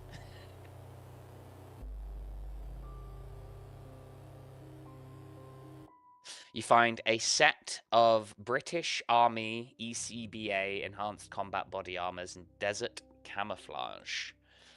Is it my fucking Christmas or something? If you have a look through them, in one of them, in the pockets that would, in the pockets which would hold the strike plates back and front for protection against high velocity projectiles, are 2 hardback copies of Peter F. Hamilton's 1997 novel, The Neutronium Alchemist, which I will reveal at the top of the screen. Is this relevant to the story? Because I've read that. No, it's not. The strike plates have just been replaced by that book, and it has an armor rating. I understand why. You could kill a small dog with that. It It has an Wait up. armor rating of 4 until you get hit once, and then it becomes an armor rating of 3. So it is Did you reinforced. say desert camo, was it? Yeah, desert. Yeah. It's on screen. You should be able to see it. It's like literally. Oh, okay. Your mouse is on it currently. Oh, it wasn't. So current. Okay. Someone give me a D4.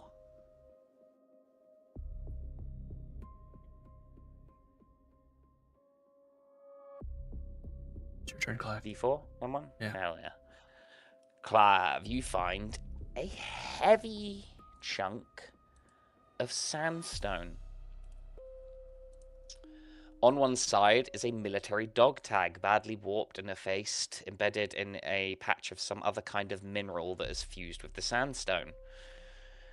None of you have geology. Anyone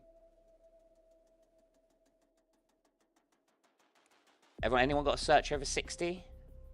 Yeah, 67. If you don't, you can tick the box. You can see letters on this dog tag. I will copy and paste what you can see into the chat.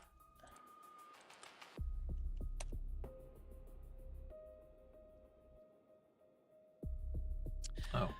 Anyone have any military science above 60? It's 60 on. Yeah. Dead on 60 or above. Dead Above. on 60. That's my military science land. Okay. Parker? Where's 50. military science?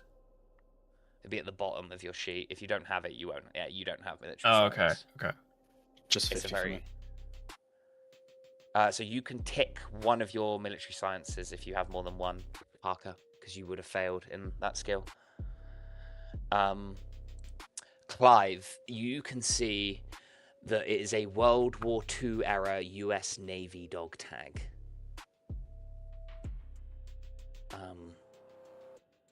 Yeah. Unfortunately, none of your. Does anyone have archaeology? No, sir. This is where Gertrude would have come in handy, I think. Yeah, right. Yeah. History, Yeah. archaeology. Yeah, this would have been right up her street. That's kind of all you get out of it. But it is, yeah, an old World War II Navy dog tag. Or World War II era, at least. And the last thing you find that of any interest is 6 thermite grenades. Excuse me. 6 thermite grenades. Anyone have heavy weapons, military science, demolitions, which you, I think, Clive and Parker. All three. You have all 3.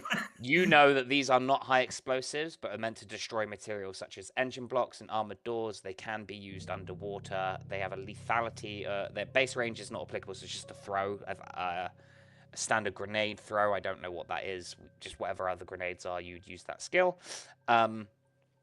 Lethality of 25%, a kill radius of 1 meter, and armor piercing of 10.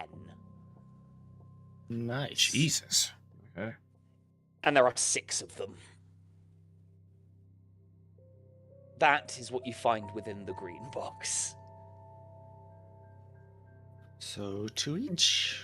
I was just like, got a rocket launcher on his shoulder, turned around and said, well, that was quite successful. Yeah, this is quite a storage container. I'd imagine Jimenez is just watching like, what the fuck is happening here? Yeah. Yeah, she is a bit like... What have I gotten into? What? Yeah, like, you see her, she's just interested. She's looking around the place. I just look at her. Thermite? Sure, yeah. Why not? Do you know how to use a grenade? Does she? Let me see.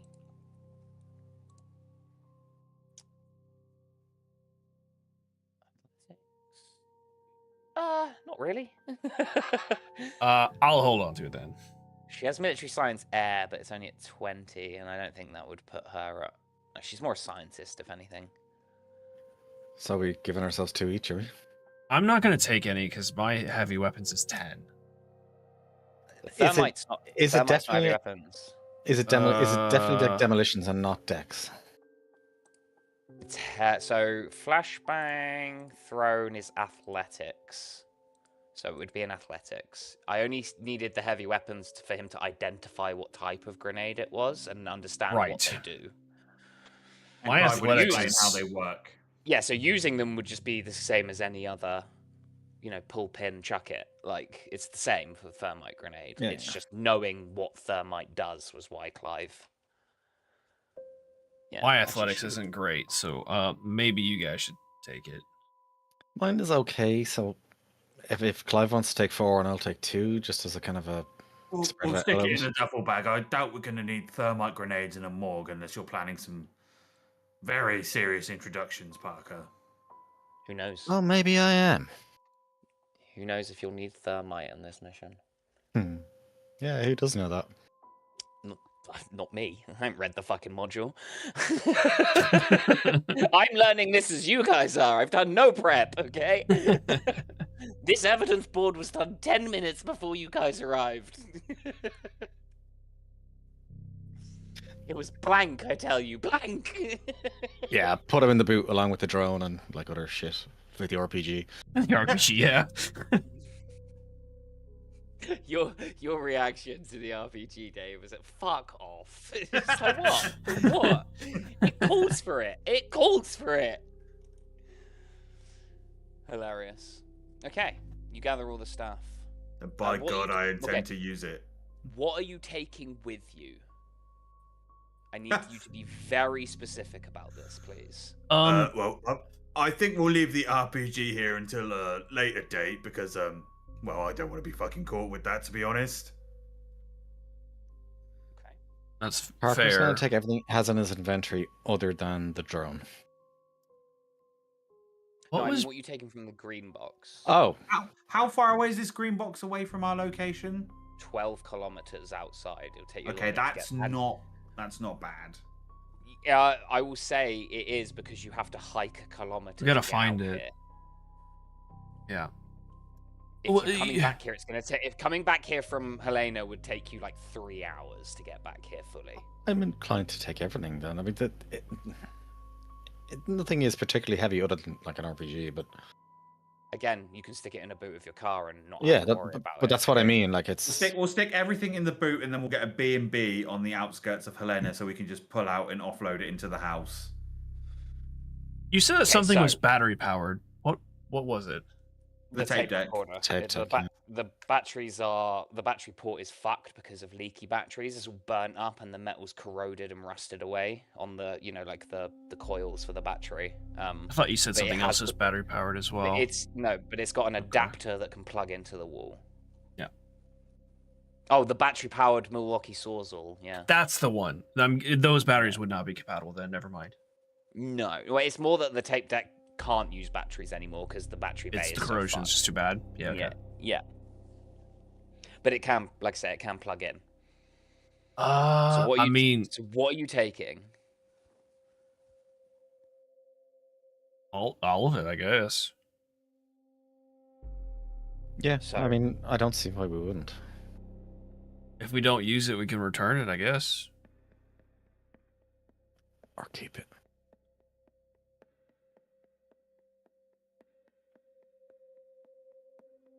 I don't see a need for a saw.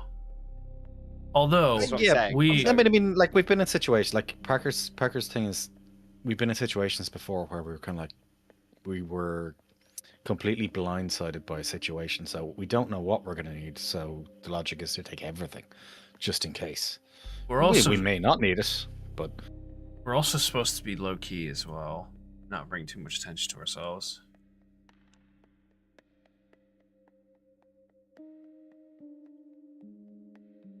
I'm tempted to we don't leave the have RPG to do anything.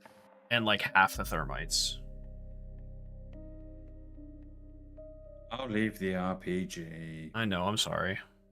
I'm No, not trying to dissuade you from taking any of it. Parker is honestly going to say that we should take everything. It's better to All right, let's take it all. Parker code. Better to need it and not have it, than have it and not need it, whatever the. So you're taking the rocket launcher, all of the thermite grenades. Are you taking the sandstone chunk with Yes. the dog tags Hmm. in? Because I want to see where this is going to go. Yes, above table, but I can't think of anything. Take worse everything. reason to I do it. feel Get like a B&B. Take everything. Get a B&B slightly outside of Helena. Unload it all into the B&B, and just we can have a stash. I was tempted to use this as our Stash. stash. far Yeah, out. It's out the that is the problem. Yeah. All right, just take it all. Screw it. Okay, so I'm still going to go through. So are you taking the swords? You're taking the chunk of sandstone? Yep. You're literally taking all 8 items that I read out, basically. Yep. In all of their quantities. yes. Huge. Okay.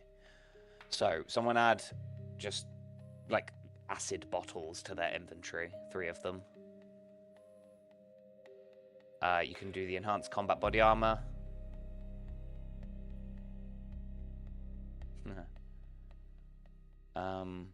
And I'll yeah.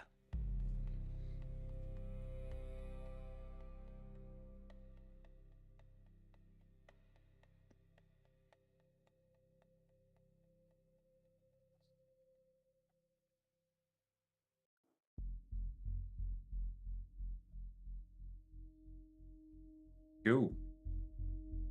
Okay, you gather all the stuff in low and like duffel bag it up, all of that shit, and make the hike back to the car. The mood is somber and quiet, I imagine, as you'll hop into the car. And you're going to get a B&B just outside of Helena, yeah? Mm-hmm. Okay. The cost, gears and services there. A night or two at a cheap motel is an incidental cost, so that's easily done.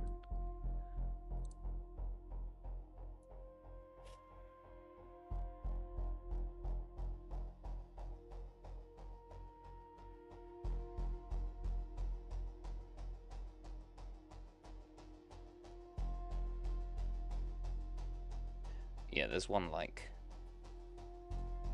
just as you come off the I-15 that you can use.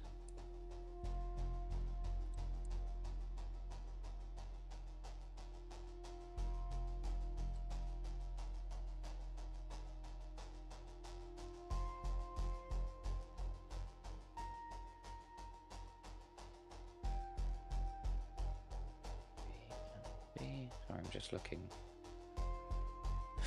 Yeah, so the closest one is like just off the I-15. You have to go back on yourself a little bit. It is kind of built up, but it's right by the I-15.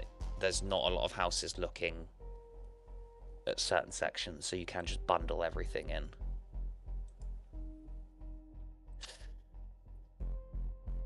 It is called, it's a Delta Hotels Helena Colonial.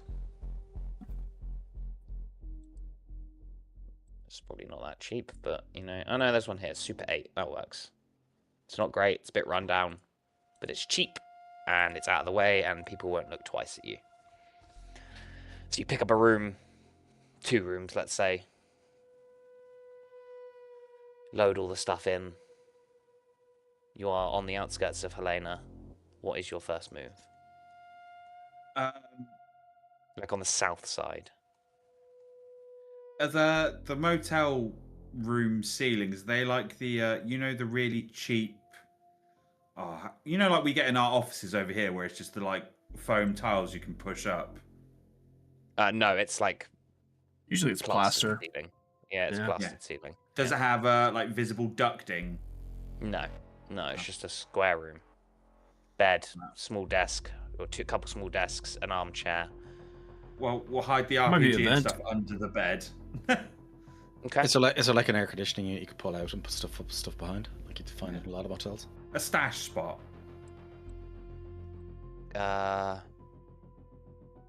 Give me search.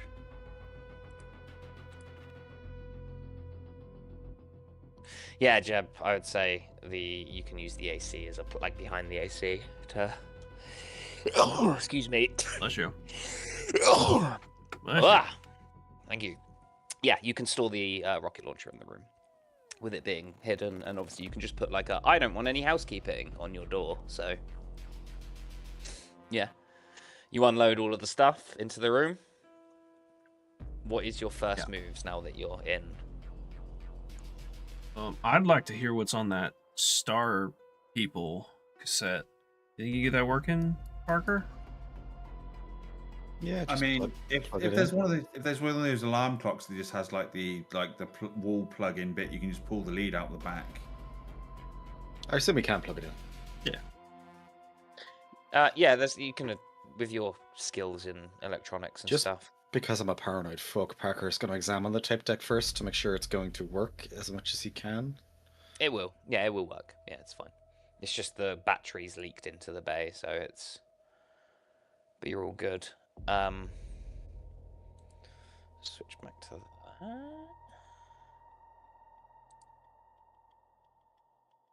Yeah.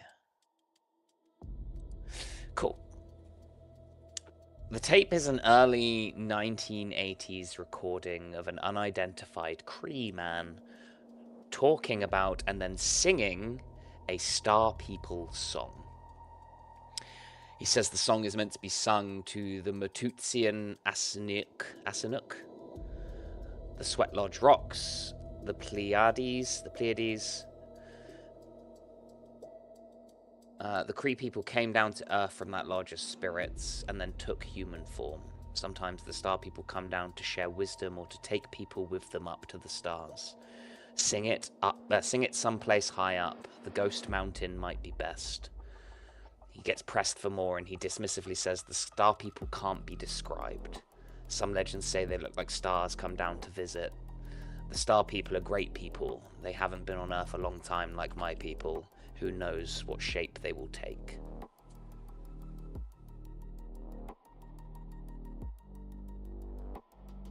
Interesting.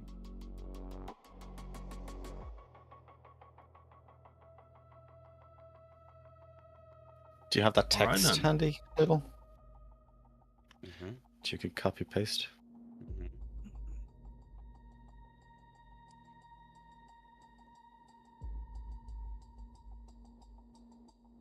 Thank you.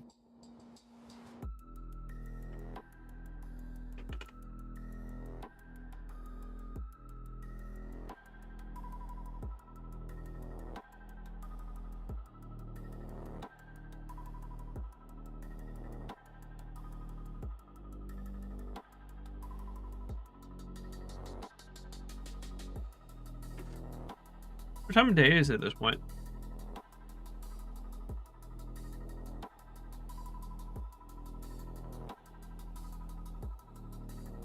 8 p.m.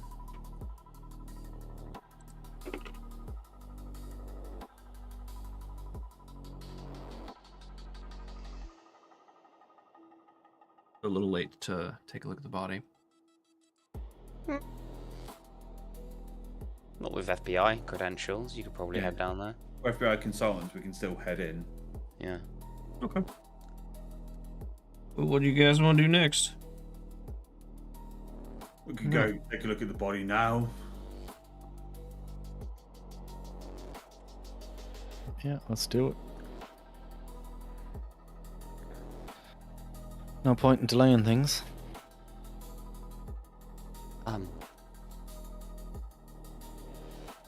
Jimenez looks at her watch. Okay.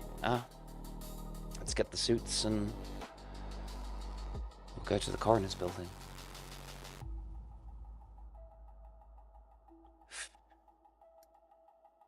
As you get your stuff together, you load up the car with what you need.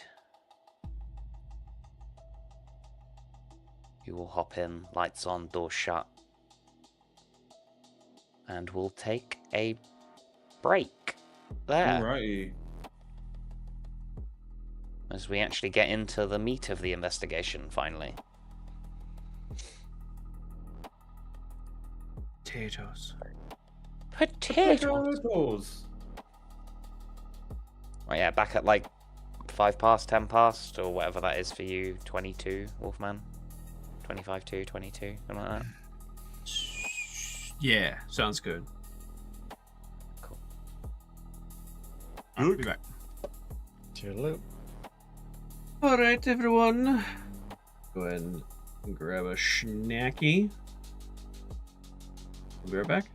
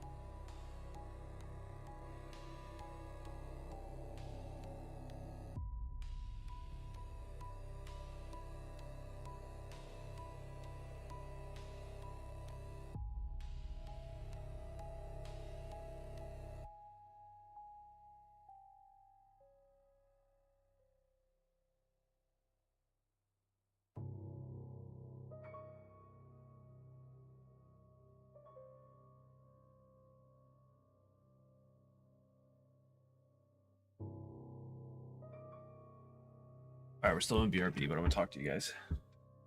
It's a good call, Wander, because food is important. May help with our sale. Who knows? Who knows?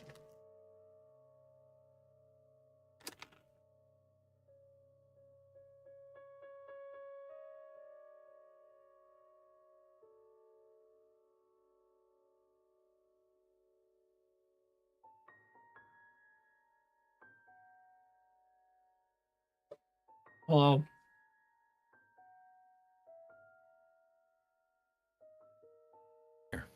I know, right? It's almost like we're friends or something.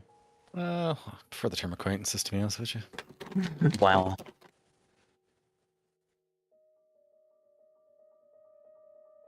I'm not talking about you. Okay, sorry. Apparently, I thought I was talking about her. quite why she would think that I don't know. But what the fuck is wrong with you?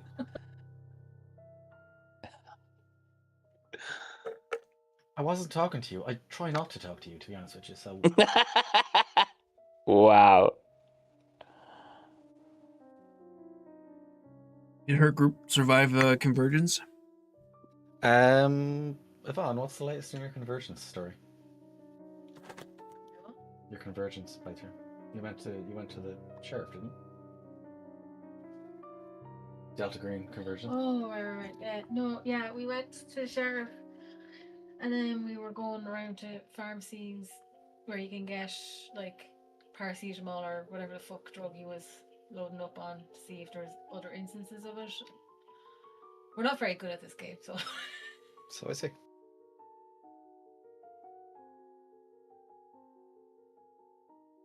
I mean, he was buying those of painkillers, wasn't he? That we missed off. Fuck off with your Gert Krangle D. Gert Krangle. Kranglenator. Get Kranglified. No. He's even got the WWE belt. I hate it. So yeah, they've only done actually Wow. 1 session, 2 sessions. Haven't done a whole lot. They've gone to visit. To be fair, actually, the first thing they did when they got to town was the same as us. They went to visit the sheriff. Mm. They're staying at the motel. Pretty sure the handler does say like, go and speak to him, or at least I told you to go and speak to him because The he gets a sheriff, bit yeah. funny. Yeah. They're staying at the motel. Nothing has happened. There you got that. Of course they're staying at the motel. That's the only place in town to stay. Apparently, they were not very perceptive. There's only 2 of them, to be fair, so I understand kind of why. I was kind of tempted to offer to say, look, I can stand in as an extra player if you need someone else to have different skills. Mm. But I won't be taking any kind of initiative whatsoever. That's fair.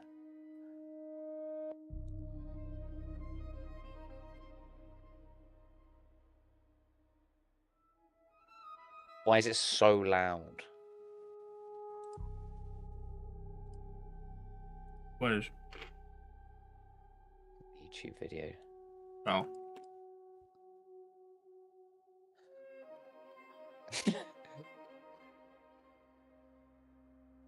You suck. You suck. Where are you, D? You suck. Fucking entrance music, man. Oh, I didn't know if you were watching the short that I posted in Golden Vault. I need to watch that, yeah. Yeah, I did. Yeah. Hey, man, we saw the whole thing. Yeah. That was crazy. It had dude. Golden Vault written all over it. Us digging ourselves into a deeper hole. Yeah. Yeah. Yeah. Mm-hmm. Yeah. Let's kill Dryden. We know what we're about. Surely that won't have any unintended consequences. That's a dragon. An entire city, you say? World destruction, you say?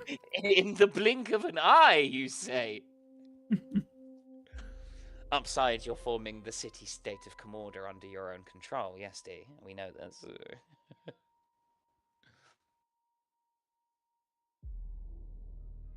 Now have the manor formerly known as Dryden's.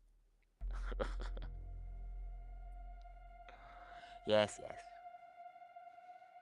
A totally normal manor. With probably a few decapitated heads, knowing you guys, being how many Min carries around on her person at any one time. True. So true.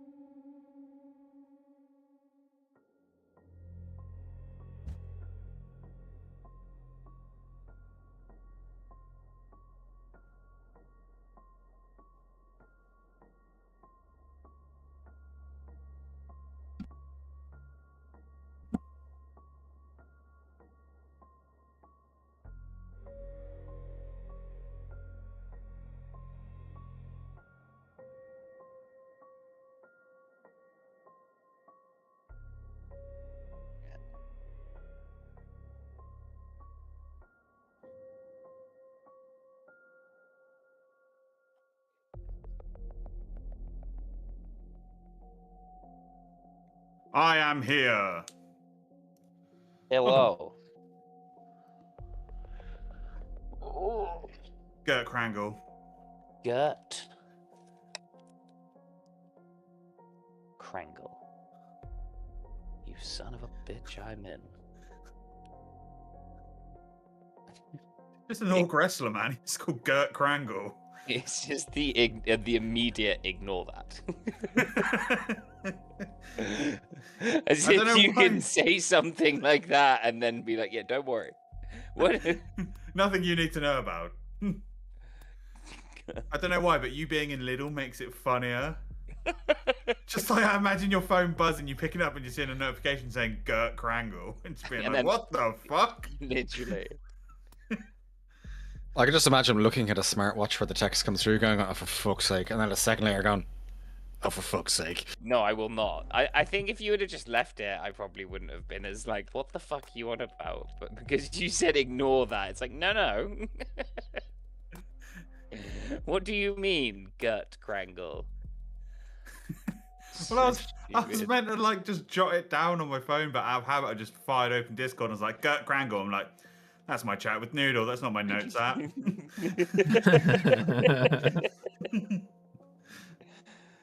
Oh, so silly. One thing I should have mentioned, I didn't because I'm a silly sausage who didn't do any prep work. The coroner's office shares its building with the sheriff's office. So it's Lewis and Clark County Coroner next to Lewis and Clark County Sheriff office. They are the one and the same building, just different entry sides, as it were.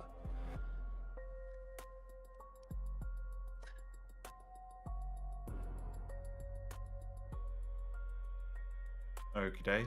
Would it be prudent for us to introduce ourselves to the sheriff's side before we go into the morgue side? Or could we just morgue side it in and just being like, hello, we're FBI consultants? Well, you know you're there to assist, quote unquote, assist the EPA agents.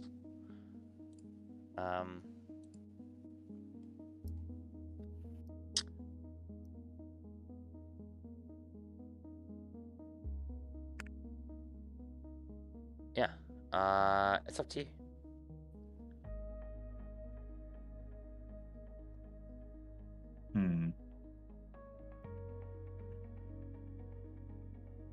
I don't know. I'm not overly charismatic, so I don't know if you. And I assume I do not have a contact in this town. No. Police station. No, neither do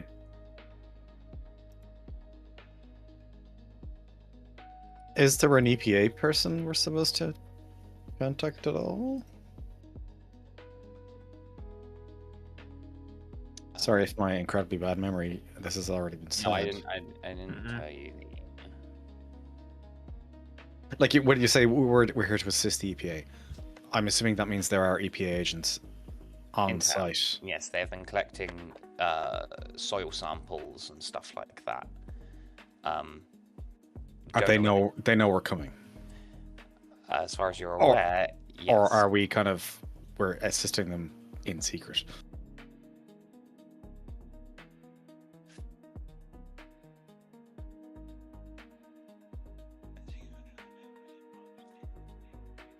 Yes.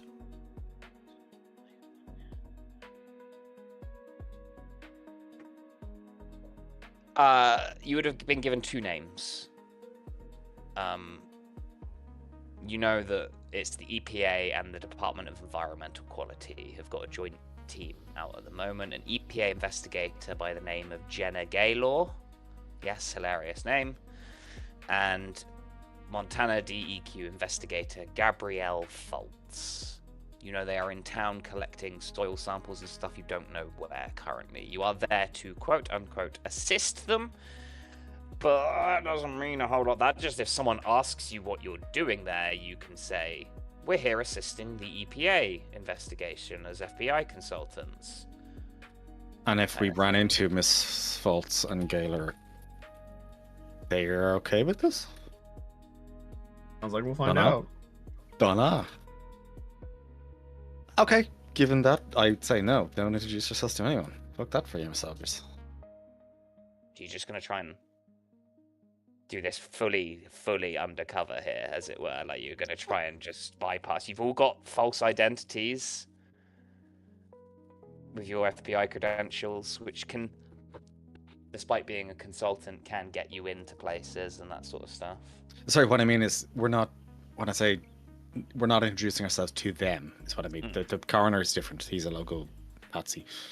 Yeah, no, I mean, but like, when you also said, let's go, like, I'm assuming you're fair. not going to the sheriff's office to introduce yourself either. You're just going to go straight to the coroner's kind of thing.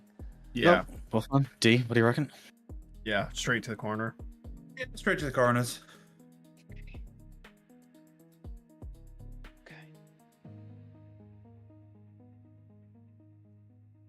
I hate your face sometimes, Noodle. Why? Just because the way you react to our decisions is like, oh, fuck. Hey, man. I don't know you. Everything's fine. You're all fine. There's no danger. That means there is. There's no danger. It's definitely lots of danger. Stop being so fucking Cynical. so fucking paranoid. You're all alive, aren't you? Is it paranoia if, like, there are extraterrestrial forces out to get you? No. But there isn't any extraterrestrial forces out to get you. Everything's fine. Yeah, what woman? I don't know who you're talking about. Exactly. That was still one of my no. D fully being like, no, don't you do this to me, Noodle. No. Don't you gaslight me! Yeah, it's too funny. Like, what woman? What do you mean? You fucking bastard. Do you have your screaming pillow handy? In case. It's within it's within reach. Okay, so you get to the coroner's office.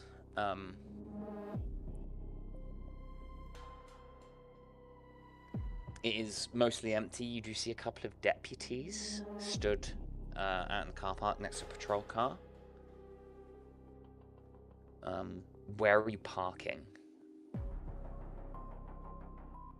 Well, we've got no contraband blowy uppy stuff in the car anymore, so we can just park in the car park. Okay, Like but like I visitor said, there's a couple section? I mean, it's just a car park. Like, Okay, just wherever. yeah. I mean, we're going to probably park closest to the door.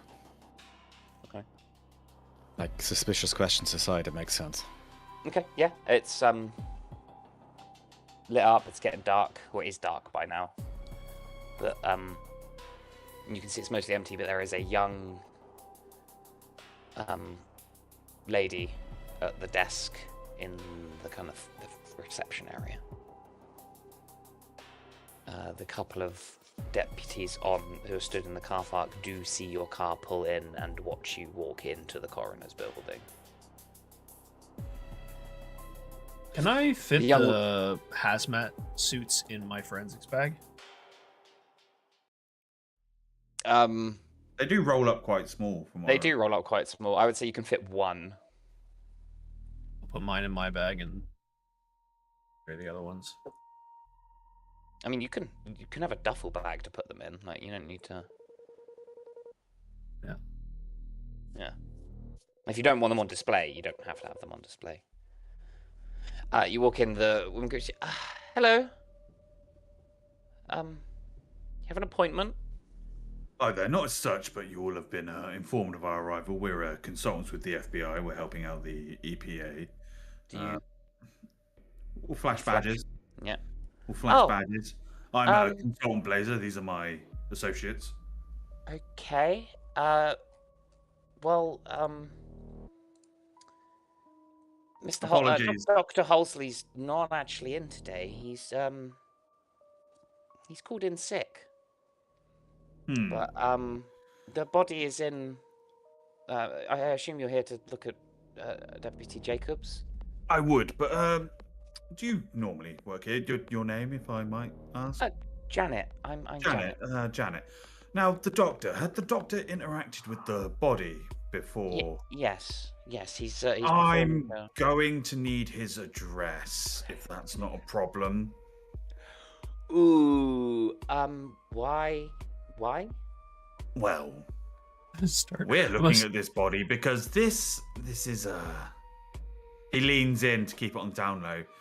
This potentially could be something a little bit bigger, and I can't really say more, but if the doctors come into contact with the body, we're going to need to follow up and make sure he's not been exposed to something that we wouldn't really want anyone else exposed to. So I've got to keep it on the down low. You understand the secrecy. It's your persuade. Ooh. Not very high. I'm gonna start pulling out one of the hazmat suits out of my bag. Getting ready. Or obviously so she can see it. Yeah, in the background, I'm like, the doctor's been exposed and he's phoned in sick, apparently. Suit up, gents. And Miss Jimenez. I apologize. Okay. I rolled a persuade for you behind the screen, but with with a bit of a bonus because what you're saying is. Did I pass or did I fail? Just so I know it ticked the box. You passed. Okay. You rolled a 34 under 44. 46, sorry. Alright. You got a plus 20%.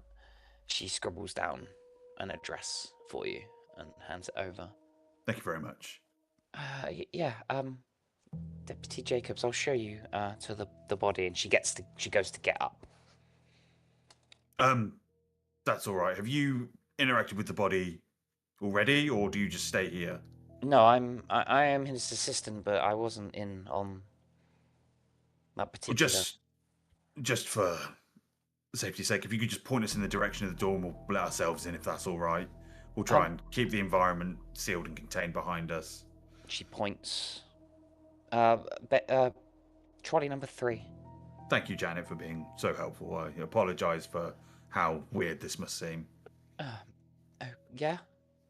You're fine. You're okay. Okay. Just like really friendly tap on the shoulder and like. You see as you walk past, like Jimenez does like go over and squeeze her shoulder, and just he's like, "You're okay. It's fine." And just before he drops stuff bag, like Clive, like quite loud and like, "Doctor has interacted with the body. He has phoned in sick. This might be worse than we thought." And just like he doesn't drop trowel, but he starts putting on the hazmat suit right there in the lobby. Mm-hmm. This way.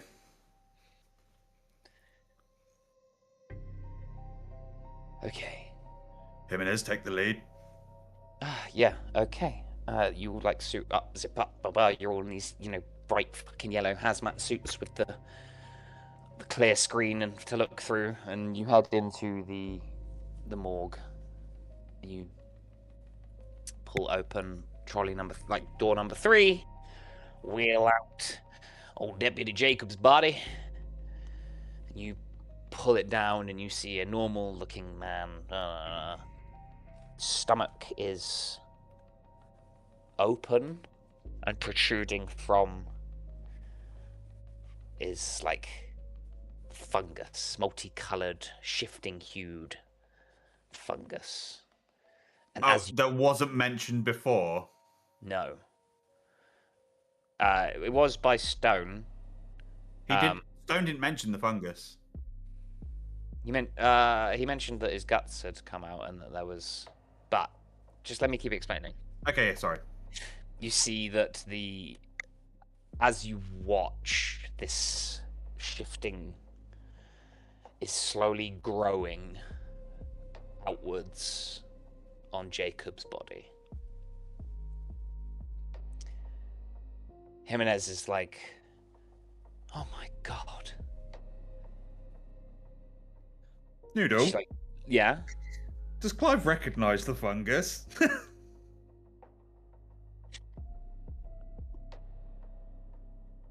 After staring at a giant wall of a certain type of fungus.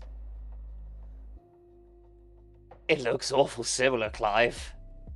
Clive, quite loudly, under his breath goes, "Absolutely fucking not." Jimenez, don't even bother. Come up with an excuse. We're incinerating his body now.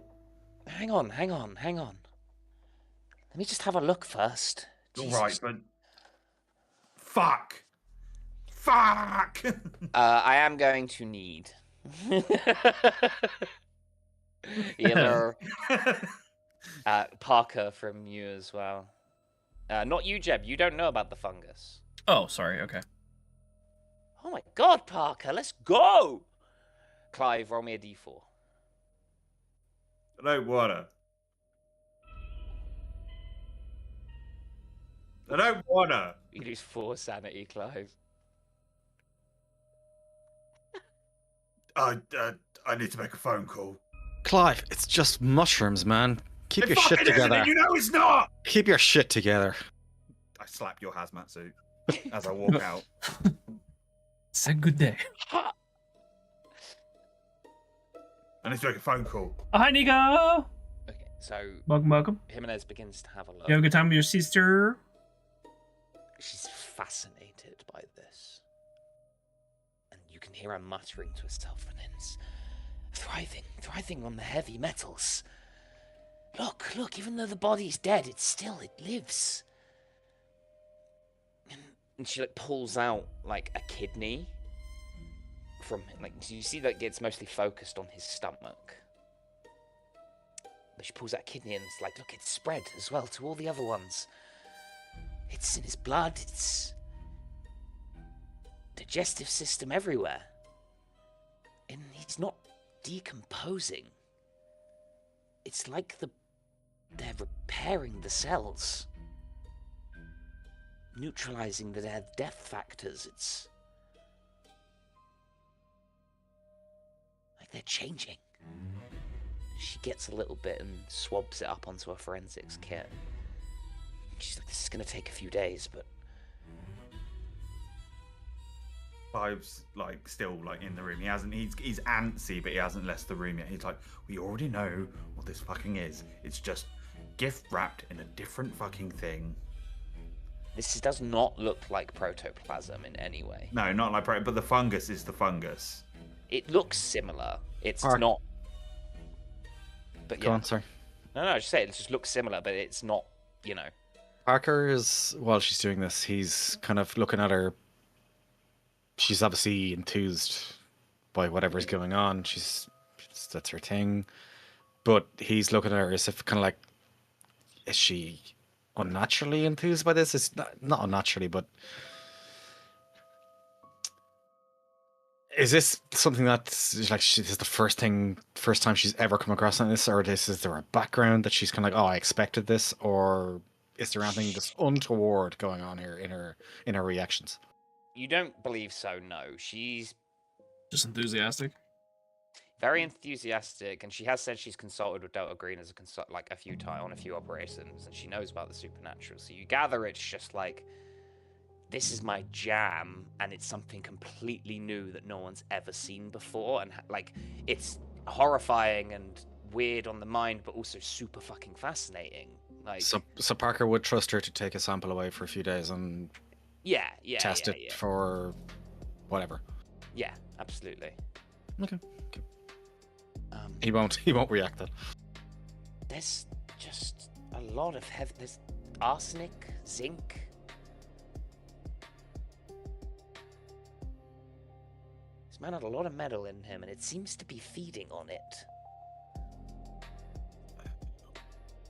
Well, if this is like what we encountered before, we know what comes next, and that's not what we want to deal with. You're a biologist, Jimenez, yeah? Yes. What would cause a man to have a lot of metal in his blood? I mean, there's trace amounts everywhere. You know, I mean, water sure, we drink, we all but do, but this amount?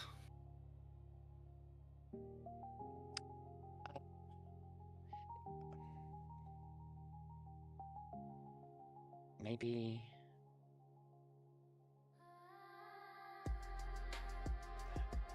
There was a source of heavy metals nearby that he got into, maybe.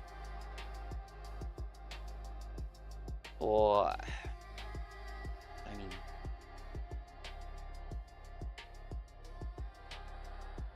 he could have eaten it, I suppose, but who eats zinc or arsenic? What do you need to test for that in the local water people? I mean, soil sample tests, but again, it will be probably be trace amounts. There'd need to be a concentrated source. And we can have a look at the soil if you want, but I know that you said the EPA agents were doing that already. If they'd found something, we would have known about it by now. We don't need to look at the soil. We need to look at the water sources. You have a look online. You guys got phones. It's 2017. You got internet. Are we going to be able to find water testing samples from buttfuck nowhere? I mean, Jeb has a forensics kit. It's true. Do a friends. I mean, sure, but It might take a couple of days to get it checked out properly, but yeah, you can. Jimenez will have access to medical stuff. I mean, while she's testing, if it's a case of processing taking a while, it's downtime, it's not active investigation time, then yeah, we'll get her to check it at the same time. Yeah, it'll be like she'd send it off. Yeah, and then it will take 1d6 days. Right, Jimenez, I'm not being funny, but what's the next stage? Because we do need to incinerate this body.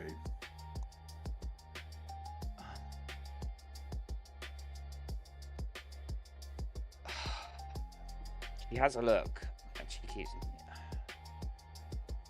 like presses a bit, and some spores off the body. I suppose we need to find anyone this body has been near, and see if they are infected. Well, that'll be the doctors that we'll be visiting right after we finish here. And you would also know that Jacobs was married. And the police officers that found the body as well. I was going to say who found the body, yeah. It was his wife that called it in. Yeah, but somebody had to pick it up.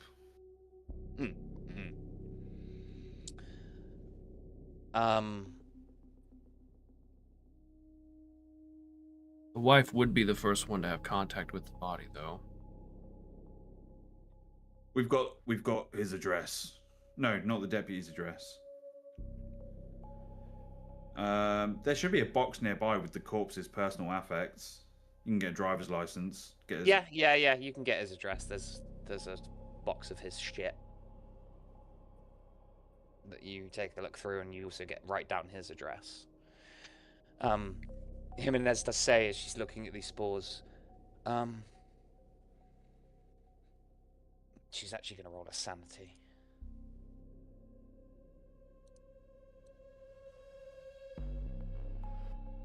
She fails. You see she's like visibly kind of shook. We should keep these on as much as possible. And she's like pointing to the suits. This looks like it can travel through the air. And I don't really know what that means, but if you're saying that Halsley has called in sick, then it doesn't bode well.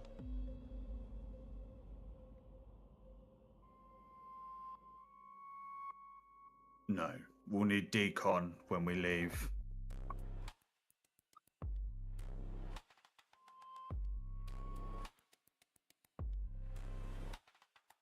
Okay. We need to segregate and incinerate this body, and we also need to. Well, this whole room needs to be scrubbed, really. When she like looks, and there's like deputies that we're not going to be able to do it now. We have no legal authority to take this body.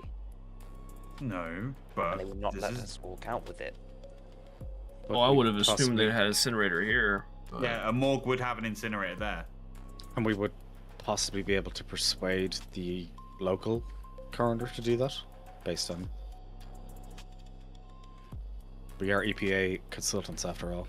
If we say something is And they said genuinely a danger to the town, they may believe us. If we say this is something slightly more serious and phone someone, be like, we need to incinerate this body, I mean, they may end up calling Gaylor / False, but we'll see. Would it be worth you staying here to see if you can figure out something that could counteract the growth of this fungus?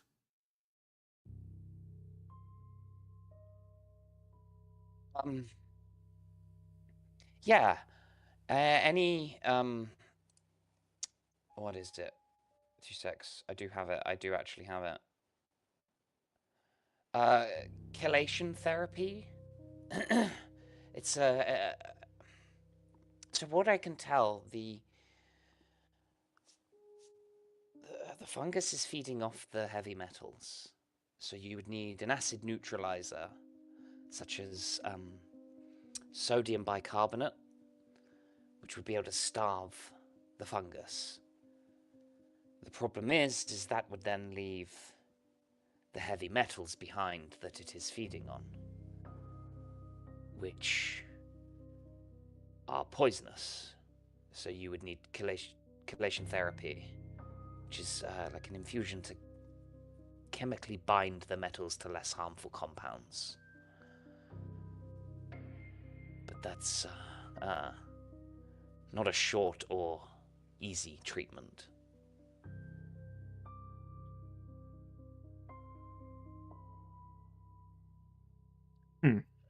Okay.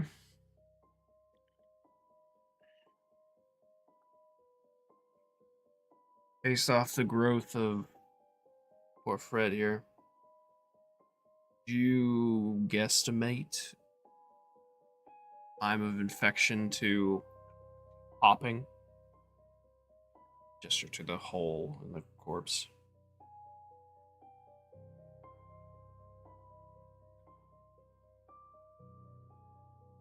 He died, what, 6 days ago? 5 days ago? 5 days ago, yeah. I thought it was 3, but okay, go for it. 5 days. He died on Wednesday the 1st of March. It's now Monday the 6th. Couldn't have been more than a week. Less. 3-4 days. How long would one of these treatments take? A few weeks, but starving it initially would slow down the infection in general. So we need to find the source, is what you're saying. You need to close it off completely. Cut out the source, but then it doesn't matter because every new infection becomes a new source. Is it purely fuel-based, source-based?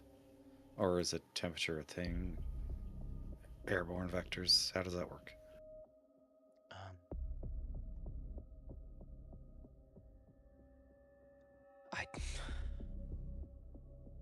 I think it's airborne like most fungus spores are. I imagine if it's inhaled or ingested, you would get sick. Other than that, I don't know. Is there any liquid nitrogen in this room? Yeah, apparently. Why don't you put a little bit of that liquid nitrogen in that petri dish you got there? See how it reacts to extreme cold. Is it Montana here fairly warm? I would have assumed so. Think so? It's relatively southwestern, isn't it?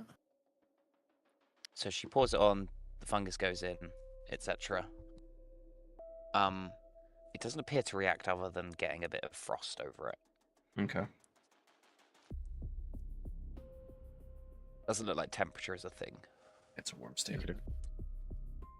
Alright.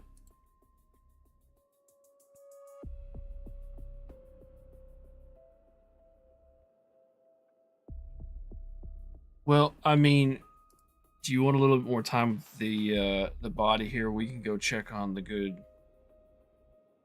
I say doctor, but good coroner, doctor person. See how they're Check on the feeling. deputy's wife as well. Sorry, who? Where are you?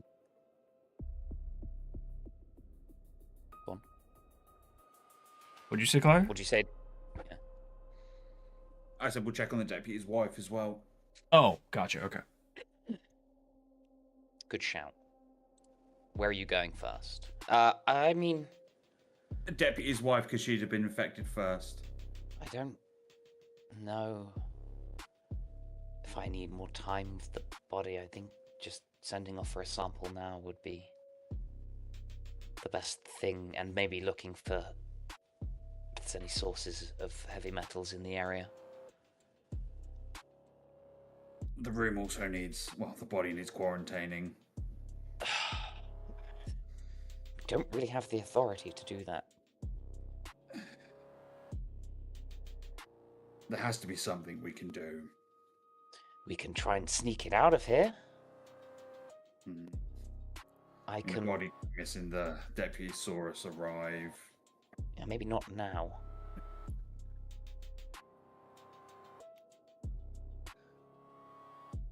Is there anything we can do in conjunction with the EPA to necessitate the destruction of this body? And, well, we're FBI consultants. Is there a way we could frame it under the guise of national interest or security? You would need to make a case that it's like the EPA and them wouldn't be. It would be the CDC you'd need to call. Which Try and make a case for it being. Stone did say if we found that there was a supernatural cause here, that we could quarantine all of it, right? Contact him? That seems a very like, He I said think it's you worst can- case one and scenario. done solution. He said Yeah. you can do it, but obviously it brings more attention to it, Yeah. and therefore okay. it's a lot harder to cover up. Gotcha. That's a worst case scenario then.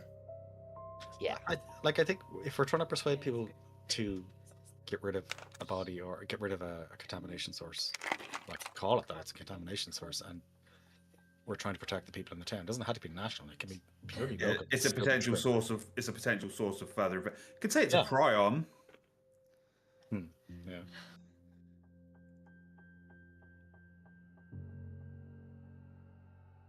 But we can't really leave this body in a room where other people have access to. If we can't quarantine it, we need to get rid of the body. Right now, We need- the only people we have to get the body past, is Cheryl, what was her name? The receptionist, Janet. and Janet. And the 2 police officers in the parking garage? Parking lot out front. Yeah. Parking lot. But there's an incinerator here, right? So we could just dispose of it here. Is there? Is I mean, there? it should be. There is. It's in the Okay. basement, apparently. Then does someone want to bag up that body and I'll start decontaminating the room? Do we?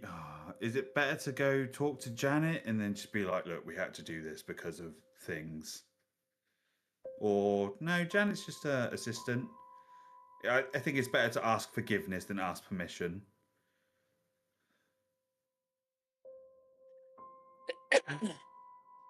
Okay, so how are think you you're right. playing this?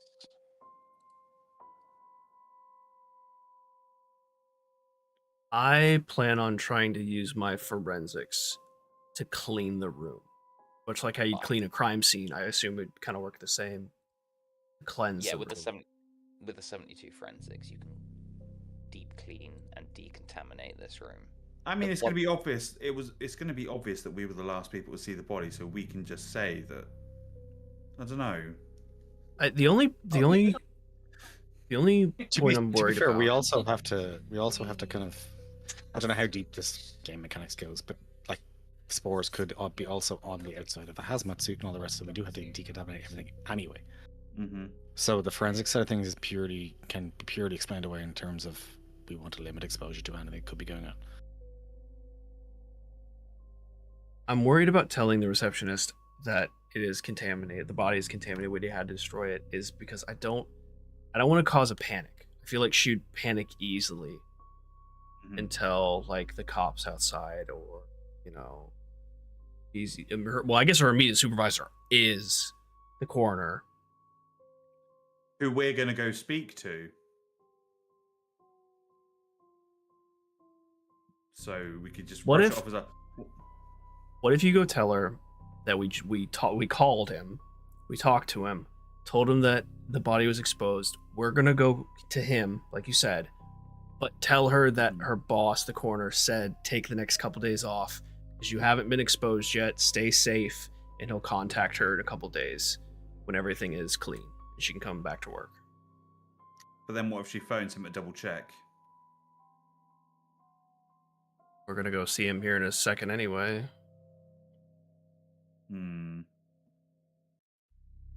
Or maybe just tell her as a precaution, we tell her to leave. We'll go check with her boss, and her boss will call her. Yep. Okay, so I'm gonna leave. Sally. But is there a way to decontaminate the hazmat suit as I'm leaving? Because I imagine the morgue would be, well, maybe not like locked off, but it'd be at least like clean. So is there a way? I imagine the idea kind of an airlock. is you drag the body out and take it down to the incinerator still in your suits. Yeah. You then go back up into the morgue and Jeb washes you all down while he decontaminates the room. And then he washes you down as you step out of it as well. You scrub yourself completely, kind of thing. You put a face mask on or something. Yeah. And you fully scrub yourselves down. Yeah. Cool. Yeah. I'm gonna ask Jeb to clean me off though, so I can go talk to Janet. Yeah, I'll clean you first. While they deal with the body. Okay. Well, no, the body's already done. Okay.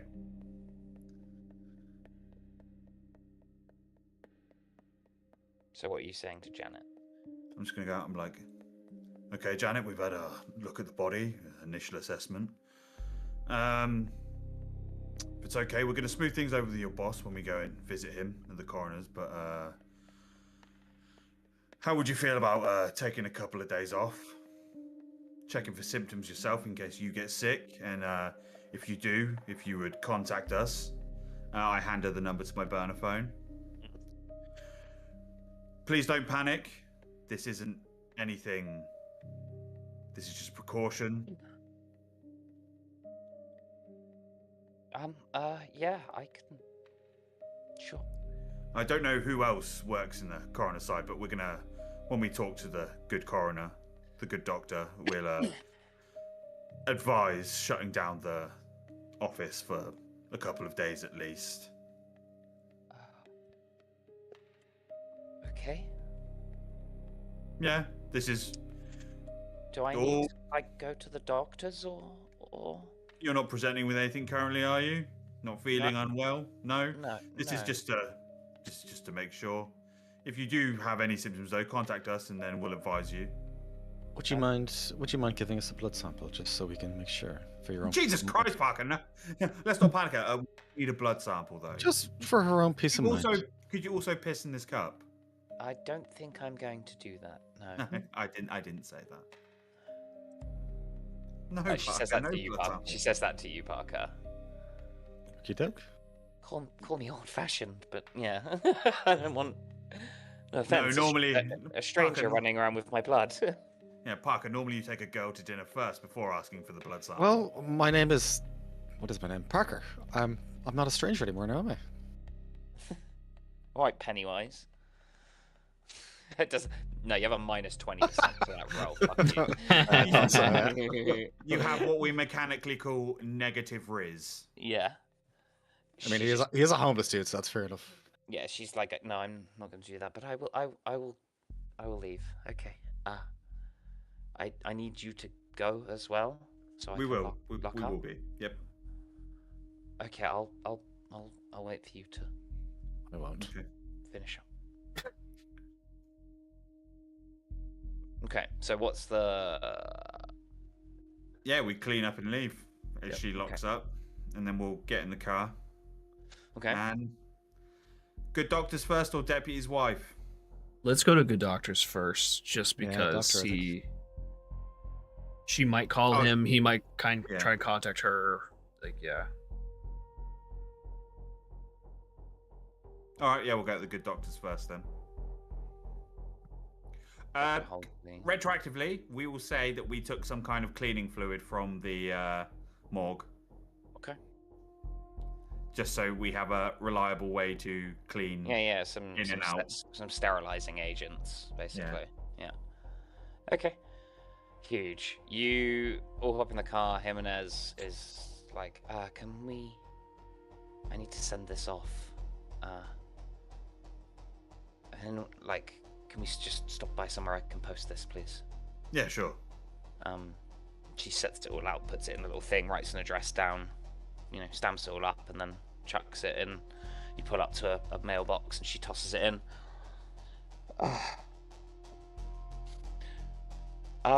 As you're driving, it's like a 30-minute drive. Are you guys doing anything in the car?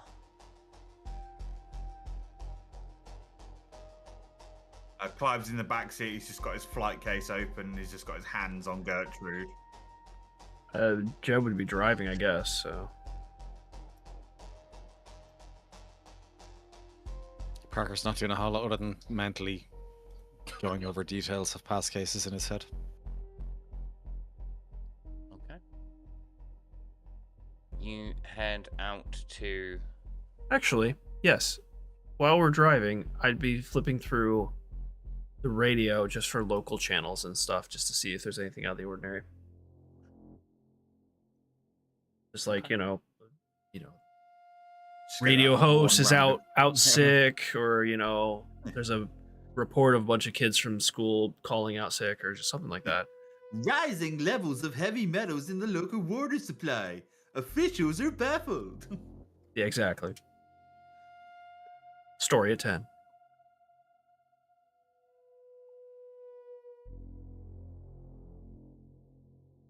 Okay, you switch through the radio channels, and it's all just normal radio. DJ Bugaboo's Electric Boogaloo! Coming at you live! Yeah, just standard radio. Immediately change the stuff. channel to like Yeah. classical country. I don't want to set the God. world on fire. Mushroom cloud in the background. You just hit Clive in the back say, I fucking do, as he sparks a cigarette. Big iron on his tip. Big Shane Silver. He's climbing a tree. Big Shane Silver avenging his son's knee. Yeah, it's just normal radio stations, nothing out of the ordinary. Jab as you're switching through them all.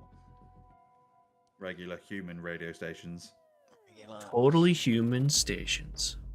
Radio stations.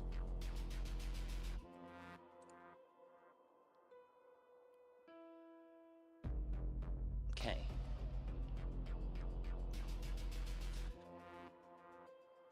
Are you doing... Are you just going straight there, blind? We're driving incredibly stealthily. I'm joking. Yeah? I was taking a piss out of the question, but I mean, we've no reason to not do it. I mean, what's with the leading questions, Donald? Stop being a prick. I'm just asking. I'm gonna Just- double back twice Just saying. to make sure that Fine. we haven't been followed. You're not being followed. Your Okay. alertness wouldn't know that you're not being followed.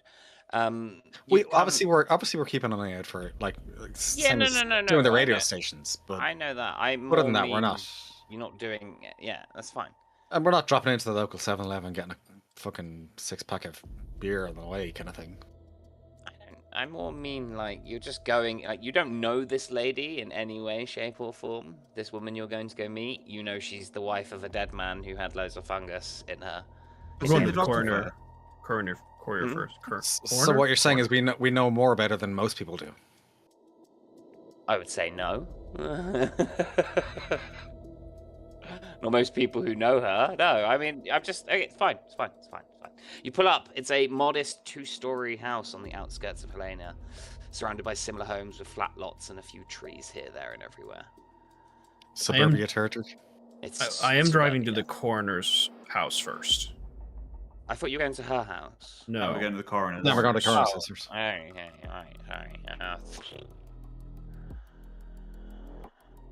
While we're there, though, we'll definitely ask about the wife, just so we get to know her a little bit more. Okay. You come to the coroner's house. It's part of a block of buildings. He's in like one of the second floor apartments. It's easy to buzz yourself in. You work your way up to his apartment. Knock on the door. Before we get there, should we put before we get to the door, I should say, should we put our hazmat suits on? He's been exposed. Yeah, we will. I mean, Parker will suggest that he'll go to the door first. You guys put the hazmat suits on and hang back, or go around the side with one of the two. Yeah, just, whip a fat load of spores as they crack the door open, Parker. Yeah, no, 100%. That's what he's going to do. He'll knock on the door as if it's a normal person. I'm assuming there's a kind of little circle at the door they can see out of and see who's knocking. Yeah, there's people. So you knock on the door. It's silent for maybe 20 seconds, and then you hear shuffling up towards the door. As the shuffling, he'll backs off slightly for 2 or 3 meters. Hear a voice come through. Who is it? What do you want? What's the coroner's name? Brian Halsey. Yeah, Brian Halsey. Halsey, sorry. H-O-L-S-E-Y. Halsey. Got it. Halsey. Sorry, that's my bad. I prefer Halsey. Brian, my name is Parker. I'm here on behalf of the FBI/EPA. Is everything okay with you? I'm feeling a little bit sick. That's absolutely fine. Can I ask you to just in case you're about to, please don't open the door. Just myself and my colleagues will join you in a minute. We'll take care of you. Can you describe your symptoms to me, please? And as he's doing that, he'll put on his hazmat suit as the potentially symptoms are being described. Yeah, I'm fever, weakness, dehydration, vomiting, diarrhea, dizziness, confusion.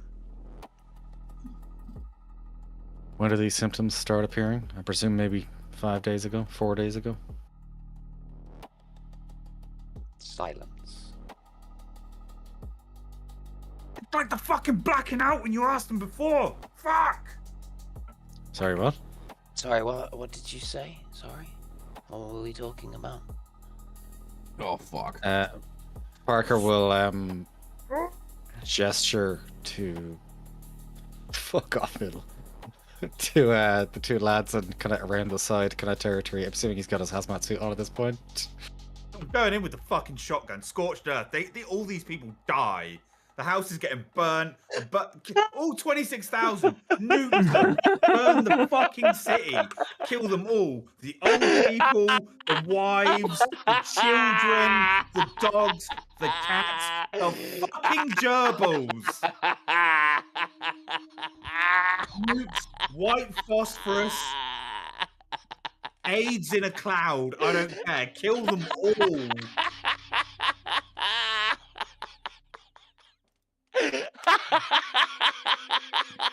Do you want to know what the funny thing is? Of all the people, Parker's the one supposed to be going insane. Oh, this is so funny. Parker, do you remember that fucking investigation? This is a completely rational response. Yep. It's just... Jeb has no idea what you're on about. Oh, you're having this shouting match in this apartment block at the moment. This is in character. This is happening. You don't know, man. You weren't there. Apparently not. Someone sticks their head out to check, and I just shoot Yeah. them in the face. I mean, It was too late for them. Do you Clive, know? I'm gonna do you open the door. I'm you gonna have- open the door. If you find it dangerous, you can shoot if you want, but let's try and talk to this man. They've got lights. I throw a grenade. Old lady opens the door down the hall. Do you have any idea what time it is? Bang! Ah!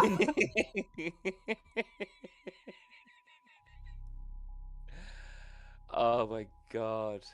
Parker slowly opens the door, assuming it's not locked or trapped, whatever.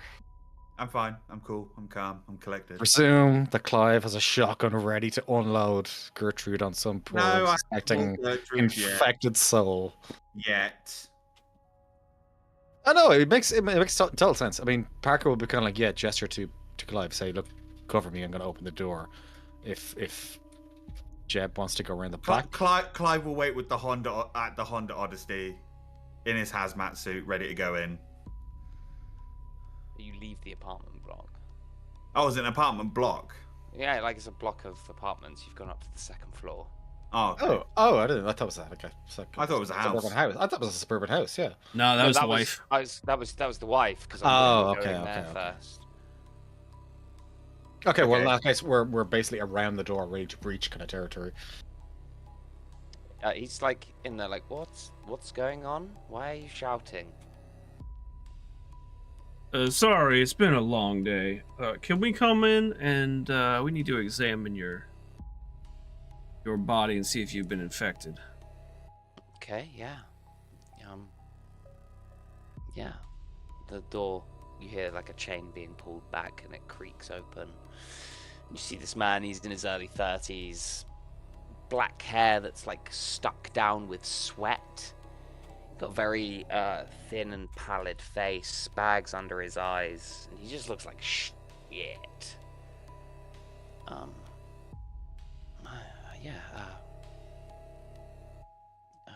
Come in. Appreciate it. I'll head in as well. You head in. Parker will head in and kind of reach over to Clive and just lower the shotgun slightly. I do not have Gertrude with me.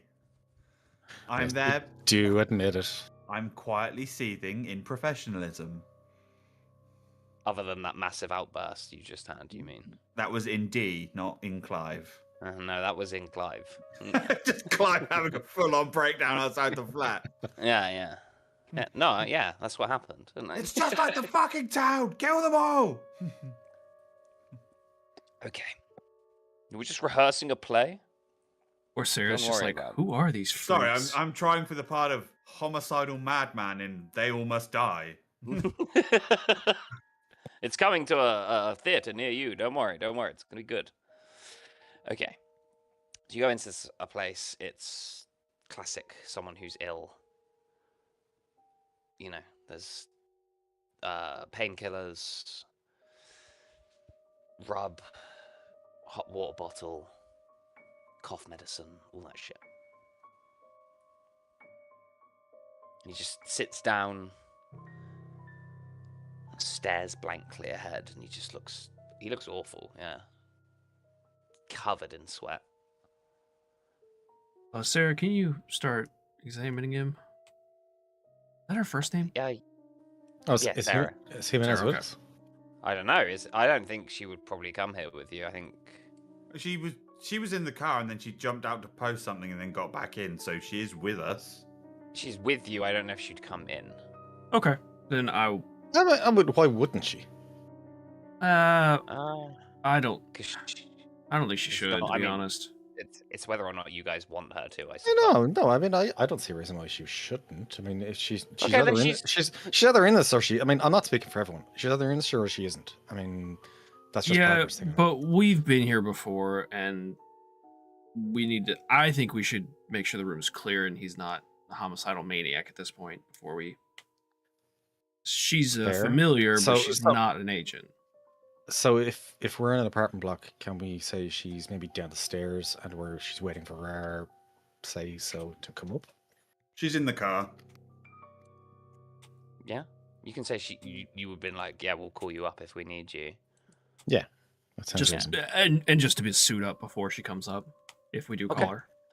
I mean, the guy doesn't seem like a homicidal medic straight away. So, are we calling her up? Not yet. Let's just do the once over on him first, I guess. Okay. Whoever's got medicine can give me a medicine.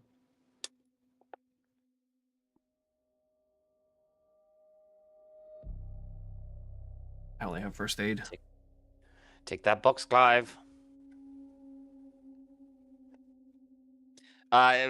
He's definitely ill. With what, you don't know. Like, he's very compliant, though. Like, you know, you properly give him the once over. He doesn't react to being poked or prodded in any way. Did he say it was 4 days ago that he started seeing symptoms? He didn't answer. He went blank like the people in the town. You can ask him again if you want. I was thinking of doing that, yes. But I will say to Clive and Jeb to say, I'm going to ask this question again. You want to get in position just to make sure you're not, close? I'm going to start He's actually fine. looking around the apartment for anything out of the ordinary. Yeah. It's fine. Just ask away. Oh, no, I'll ask once the initial investigation is done. Jeb, you find many, many empty containers of toxic substances in the kitchen area. They've been ripped open and, from what you can gather, consumed. I'm not gonna You say tell them. I'm just gonna peek back in the room so that Clive and Parker can see me and just kind of wave them and show that they're empty. When you say toxic materials, Stuff ripped open, containing like arsenic, bleach zinc, and- cadmium, that kind of stuff. Heavy metals, funnily enough. okay, great. Heavy metal, man! Yeah! In the bathroom, you just hear Pantera start playing from a small radio. Yeah,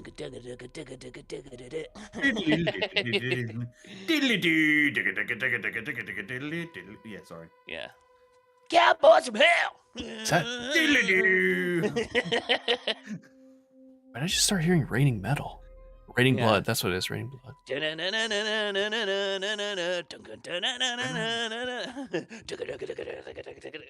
Parker will try and get sick dude's attention so that Yeah. he's facing him I'm and looking at you. not facing Clive. But before he turns, he's going to gesture to Clive with a shotgun motion. I don't have the fucking shotgun with me! Why not? Because you don't do a welfare check holding a shotgun. Well, I mean, I we do. do. It could be in a bag. This is why your wife and child left you. Wow. Clive Wow. needs to chill out. Wow. Clive was going to perform a sanity check. I mean, you Voluntary can pick how much sanity you lose, check. my guy. That's completely up to you. I'm going to go with 1 for that Okay. particular sick bird. Yeah, I mean, this is why your wife and child left you is wild, Clive. I'm not going to lie, I have said that to one of my neighbors, and you just see the light left his eye. I have said this to a woman I worked with. Yeah, it's why I'm accepting that 100% one sanity loss. Totally okay. The exact phrase was, "This The is why your husband the left you." guy was devastated. So fuck him, he's a prick. No, she was a sergeant in the army that worked because when I worked on the army base in the kitchen, and her husband was also a sergeant, but he worked intelligence. He went away to South Africa, South America for 6 months. Came back, left her, and then married a Brazilian woman a month later. Jesus Christ. I met his new wife, and I see why he left her, why he left his old wife. But we got into an argument at work once, and I was like, "This is why your husband left you." And I was Wow. like, "Oh." That's too far. That's Brutal. far too far. Dave knows me. I always go for the nuclear option. Yeah. I've played D&D with you. I understand this. It's fine. I mean, you literally just said the same thing to my character. Yeah. Apparently, yes, it is a true story. So, after that lovely little reveal, lovely Dr. D and Dave lore drop there. I'm a terrible person. I know. He's looking at you, Parker, as you get his attention. So he's basically gesturing to Clive to be ready to. I don't know if surprise rounds Yes, are a thing. I get the gist. No, I know you do, but I'm just saying, like, if I don't know if surprise rounds are a thing in Delta Green, but to get himself ready for in case this guy just absolutely kicks off. Okay, that's fine. He'll Parker will call into Jeb in the kitchen, I suppose, whatever, or wherever he is, just to say, so everything normal in there, yeah? Yeah? Oh yeah, it's all clear out here.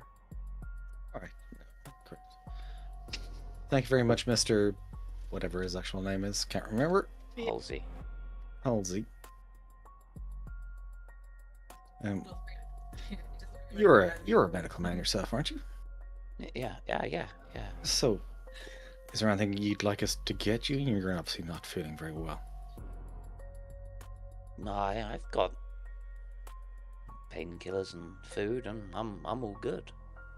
I've just got to shake it off. If it gets worse, I'll go to the hospital. Have you seen anyone since you've left work and been sick? Anyone come to check up on you at all? Or has it just been you alone here? Just me. All right. Well, do we want our expert to take a look at him, or we let him get some rest? Some definitive rest? Well, she can see the infection, what it looks like while it's in an active person, but like... Can we humint this guy just to kind of get an impression of... Sure. Like, say for example, the reason I'm humanting him is a kind of a case of if he thinks that he is infected by something that's dodgy, and he's not under any kind of malign influence from outside, do we think he would be okay with trying to help us? Whether he would help you? As in, like, if he is aware, if we tell him and he realizes that he's infected by something that's dodgy as fuck, would he be? Just tell him to kill himself. All right. Would he be okay with? Would he be okay with helping us to investigate that, or would he react violently? As the human role I'm trying to make.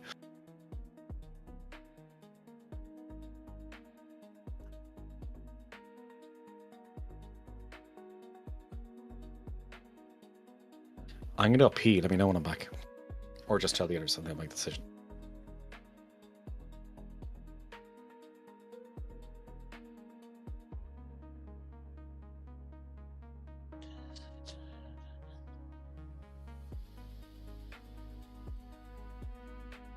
I mean, I can speak to him and see where it goes from there. I'll roleplay it.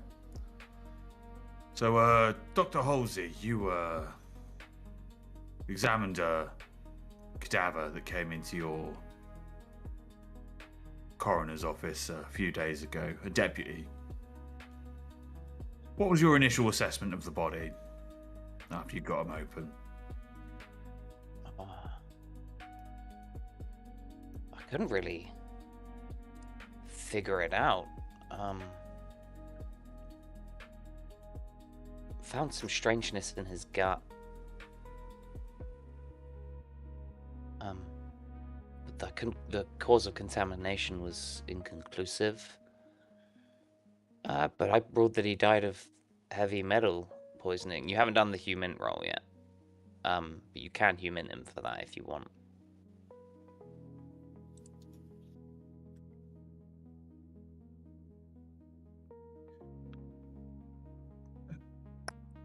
When you examined the body, what kind of PPE precautions were you taking? Standard gloves and apron and plastic face mask. You know, the shield. Yeah, but nothing to really block the air out.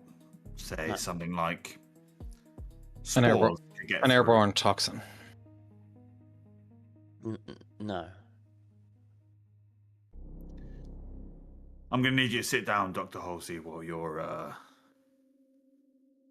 coherent. Okay. The same thing that happened to the deputy is currently happening to you right now.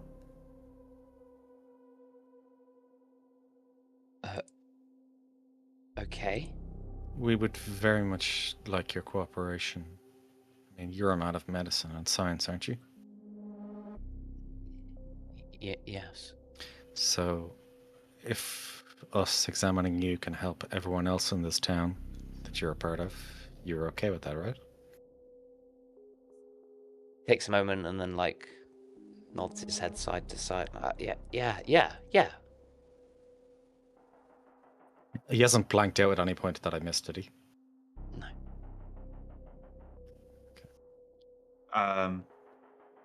At that point, I'll radio Jimenez up. But like Jimenez, suit up and come upstairs. Okay. I'll be on my way.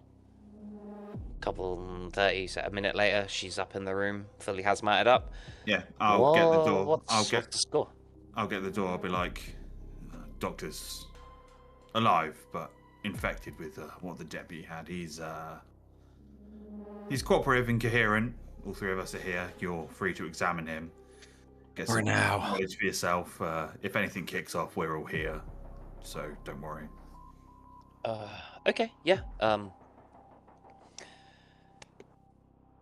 Is sodium bicarbonate? I'm asking this above table. Sodium bicarbonate. For the Baking record, powder, baking soda. It is, isn't it? Yeah. Yeah. yeah, it is.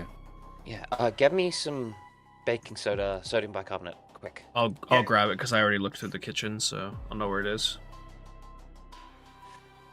Yeah. You grab some. She takes it off you. Okay.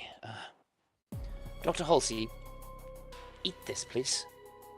For the record, Um, Parker's standing behind the doctor where you can't see him, just kind of ready to, react if things go absolutely tits up. I was gonna say, Why are you is, being so do nice you- about just saying you're ready to murder the man? should I Stanley, restrain him? 37, thank you very much.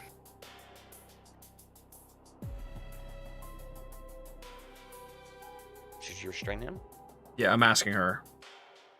Do you think he's gonna have a violent reaction to this, or possibly?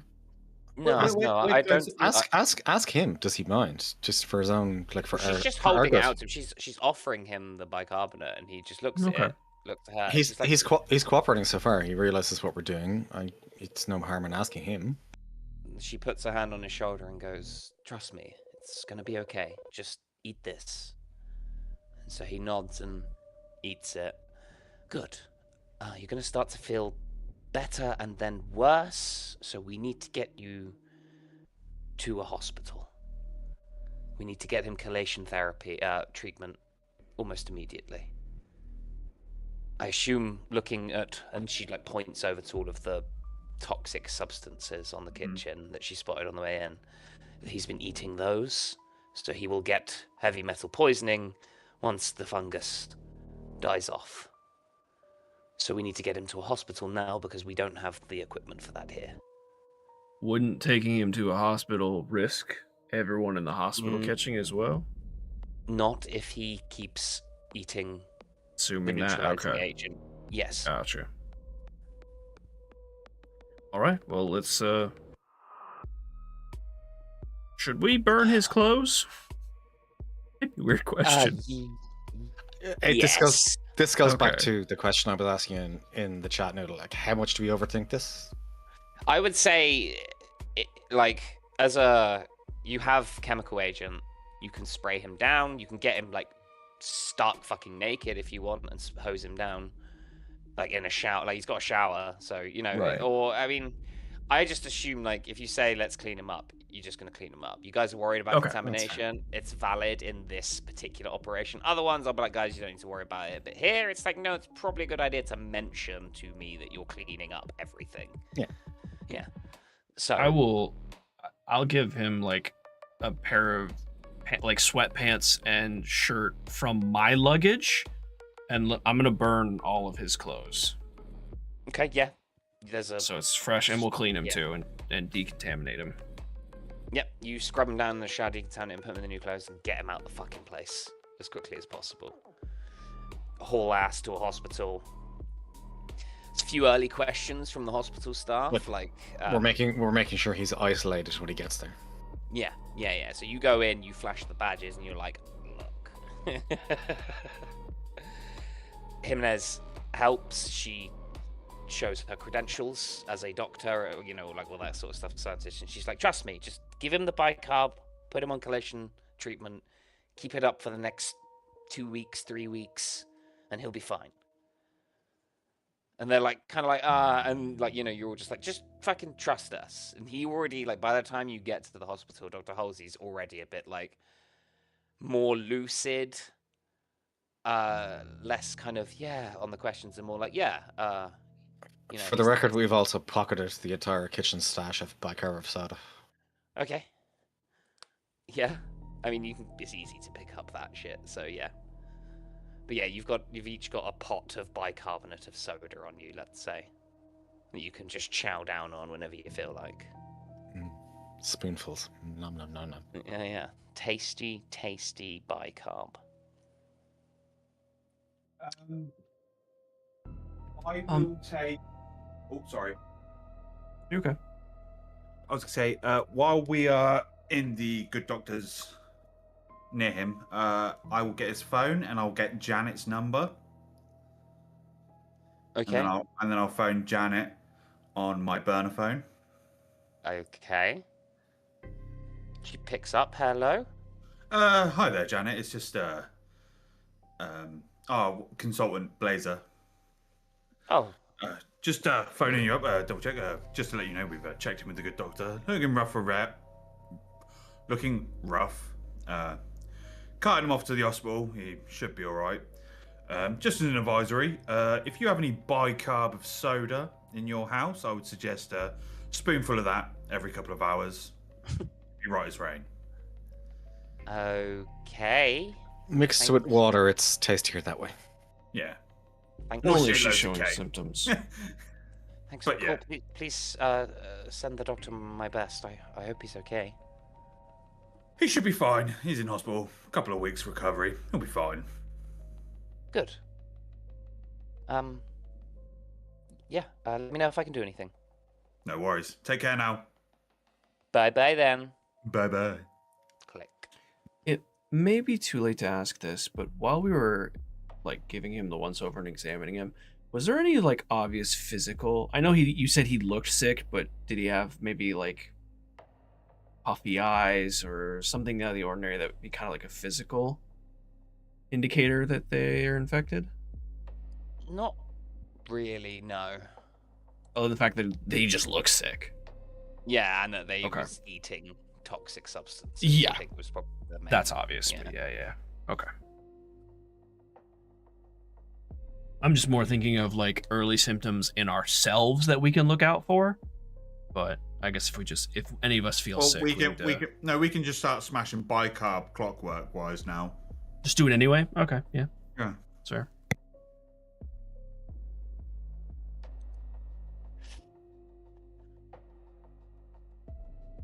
All right, well, shall we? Well, actually, what time of night is it now?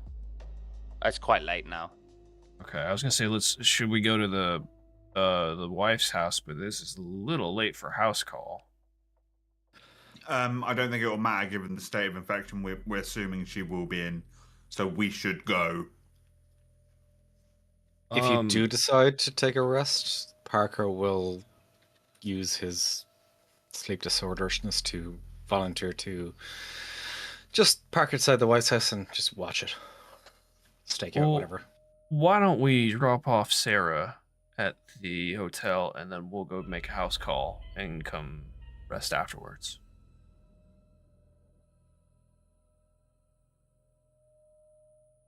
there any objections?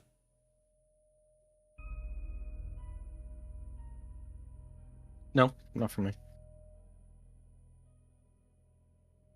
Met the captain, Captain Sarah. Sorry, I was reading. I completely Oh, okay, missed okay. what you said. We're just gonna drop her off at the hotel. Yeah, going to the sure. White House. No worries. Yeah, I could use some sleep.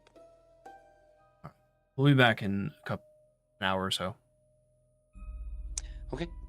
You drop her off and you head on. I'm gonna give her. Does she have her own burner phone? I'll ask her. No, I've got my cell phone. Here, take my phone, and Okay, thank you. we will call you if anything out of the ordinary.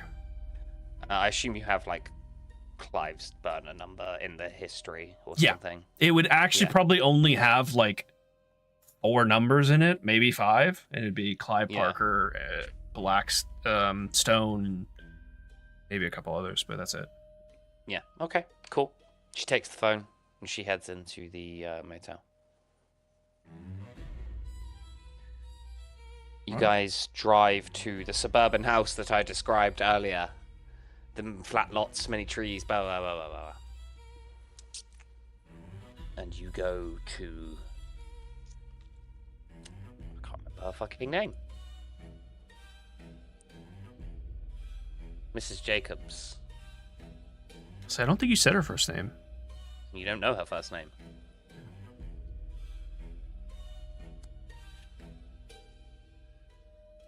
Are you just going up and knocking? No, we're kicking the door down, throwing a firebomb inside, and going from there. It really is scorched earth, aren't you? Look Who's at my face. Does it look like I'm joking? It's hard to tell with the big bushy beard. Unless you shaved can it. we check out the side of the head? Like Parker's initially always instinct is to kind of like do a once off around the house. Yep. You walk around the house with your alertness. It's just a neighborhood, suburban neighborhood. It seems clear. Get down. Sorry. Don't tell me to live my life. Sorry, my cat's on top of my PC.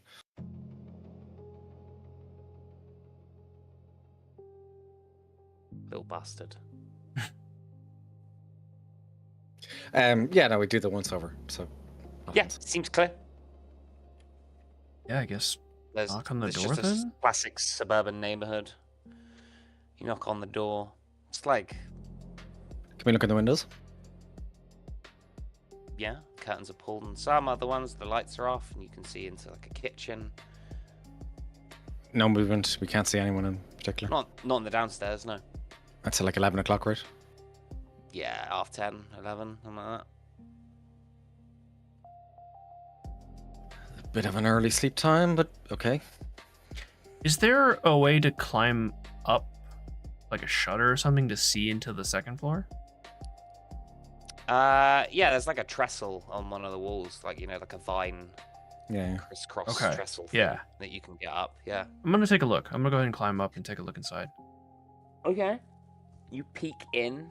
Roll me a d4 to decide what room you're looking into, I suppose. A 4. Okay, you see into a appears to be a nursery. There's a cot with a little hanging. The walls are all painted with animals and rainbows and bright and colourful. Yeah. Just a baby's room that you can see into. But no baby. No child. You can't see into the cot. It's got like solid. Gotcha. Okay. I'll peek in another window. Okay, you kind of jimmy across and you peek into a bedroom. There is a very slim and pallid woman asleep in bed. Is it too far away to see if she's like sweating or if she's sick? Give me a search roll. Or dead. Or or dead. No. It's hard to tell. It's dark. It's too dark to tell, man. It's Okay. really, you can just like see kind of the silhouette of her, and like a bit of moonlight is kind of shining on their Can cheek. Parker throw his torch up too? I mean, yeah, absolutely. Will that make I things have one. easier to see? I Oh, mean, I have can do. one on me, but I just didn't want to. All right, well then, that's just Didn't easier wanna if you- scare if- her. If you want to, if you don't, also don't. No, because it's a second floor window. It's at night, and if she sees someone with a flashlight in that window, it's just gonna freak her out. So I'm not gonna do that. I'll just come back down. Just knock on the fucking door. Smash the window. Get into her bedroom straight away. Funnel in the mouth, pouring a load of bicarb, flashbang on the floor, then we leave the You'll window. feel better. Trust me. Now I'll rejoin them at the front door.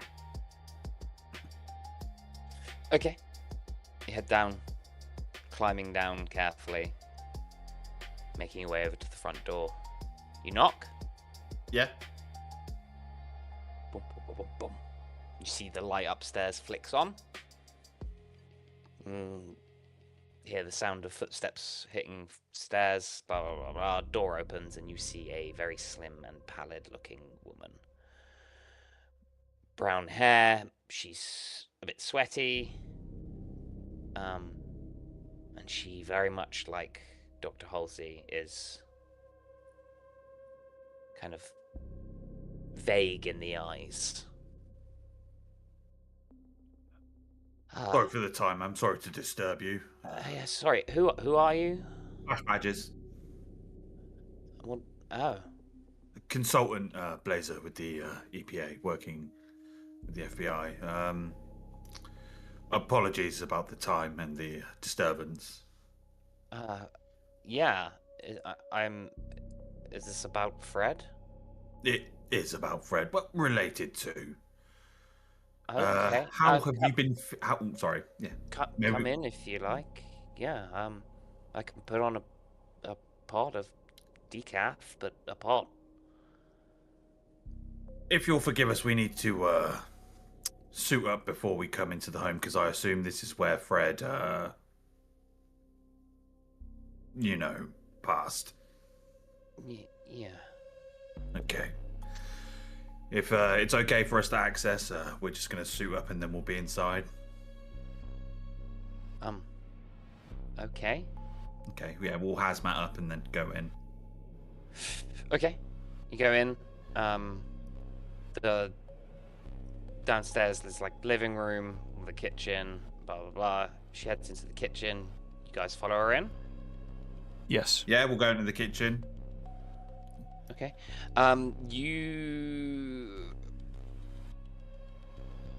It's you, Jeb, that has over 60 search, isn't it? Correct. Yeah. Yeah. You see on a magnet on the fridge is a reminder of an upcoming prenatal appointment. Ah. Well, that's not fucking fun now, is it?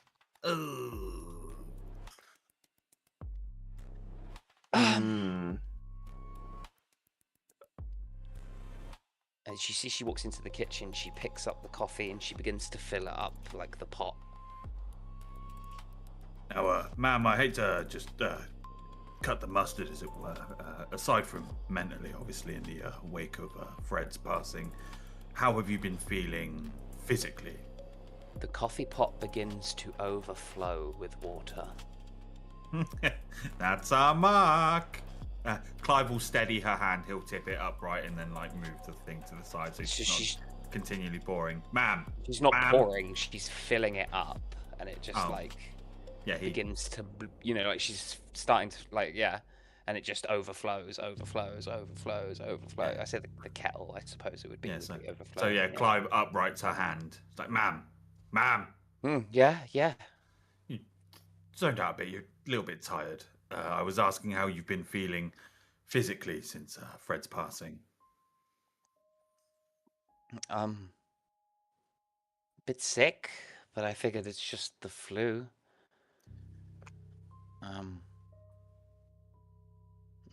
Stress and grief. I'm not great. Combination of a lot of things. Not. Oh, sorry, Parker. Go on. It's a tough time when one of your loved ones dies. I presume it's a town like this. They're all very close. You've had a lot of support from some of your friends and your family, haven't you? You see, she begins to smile as tears begin to streak down her face.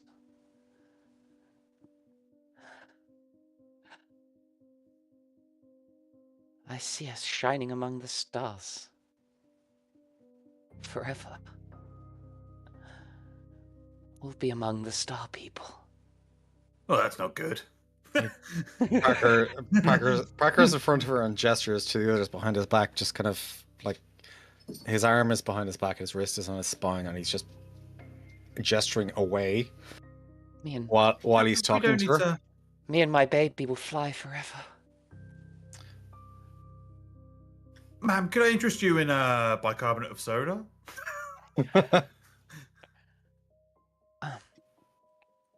Sorry, what? Um, Who are you? What are you doing in my house? What's um, going on? As we said when we introduced ourselves, we are No, consultants. she's like... Give me human. What's all your guys' humans? Shag off. 49. 60, Jeb, isn't it? Yeah, 60 for me. Her eyes have snapped back into focus. This vagueness that was there is no longer there. Do we know her name? No. She hasn't said yet. No. Her surname? Jacobs. Miss Jacobs, you can see me, right? Look at me. Yeah, I can see you. What's going on? Ma'am, we are agents from the EPA. I just want you to be absolutely sure that you know who we are. I can show me my ID if you'd like. Yeah, please. Thank you. I show him the ID. She My name. actively takes it off you and looks at it. My name is. Why are you in hazmat suits? What is going on? My name is Agent Hauser, and I want you to be absolutely sure that you know that we have your best interests in heart. You're going to be fine. Everything is absolutely okay. The reason we're wearing hazmat suits is so we're not in trouble.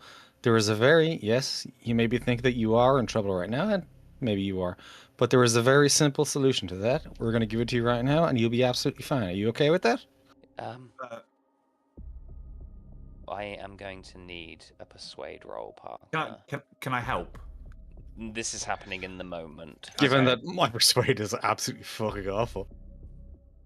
Oh no! Critical failure, as we do, 100%. Where's my baby? Where is my baby? What have you done with my baby? Ma'am, you are currently pregnant. She is No. not.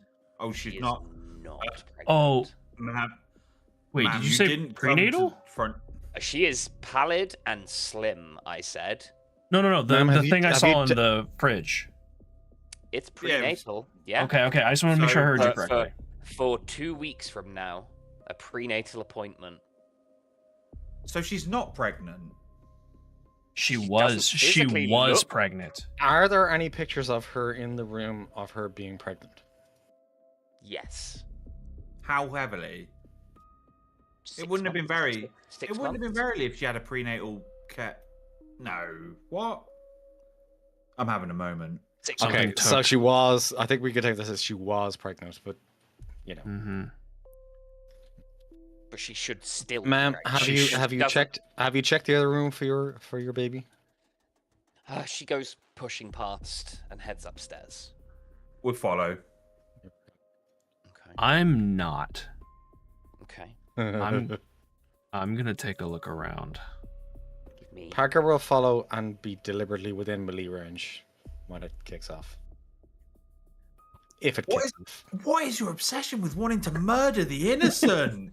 You fucking crazed, homeless, stabbing bastard. I'm not saying she's crazed or homeless or. Do we need to let you tee off on a Insane. prostitute or something? Do you have something you need I'm to get not out of your accept- system? I'm Are not you accept- sure? I am think not. The lady doth I protest am too much. 100% not accepting Look how this. it is now. Oh, Not accepting this from Clive of all people. Yeah, no, that's fair. That's completely fair. Accepting this from Clive, two you people, literally- who tortured a guy to death and set some fucking ethereal dogs on him. I didn't say he was a anything. bad man. I didn't say This is anything. Just a confused woman looking for her baby. You've tortured tortured a guy to death and set ethereal dogs on him. Ready to fucking I'm stun ready gun to- a ready confused to- woman. But he I has want to be stun in melee gun. range. Oh yeah, I want to be in melee range of this fucking orphan in case it gets hungry. All right, Parker. She's not an orphan. She's the mother of a dodgy, potentially fungus baby.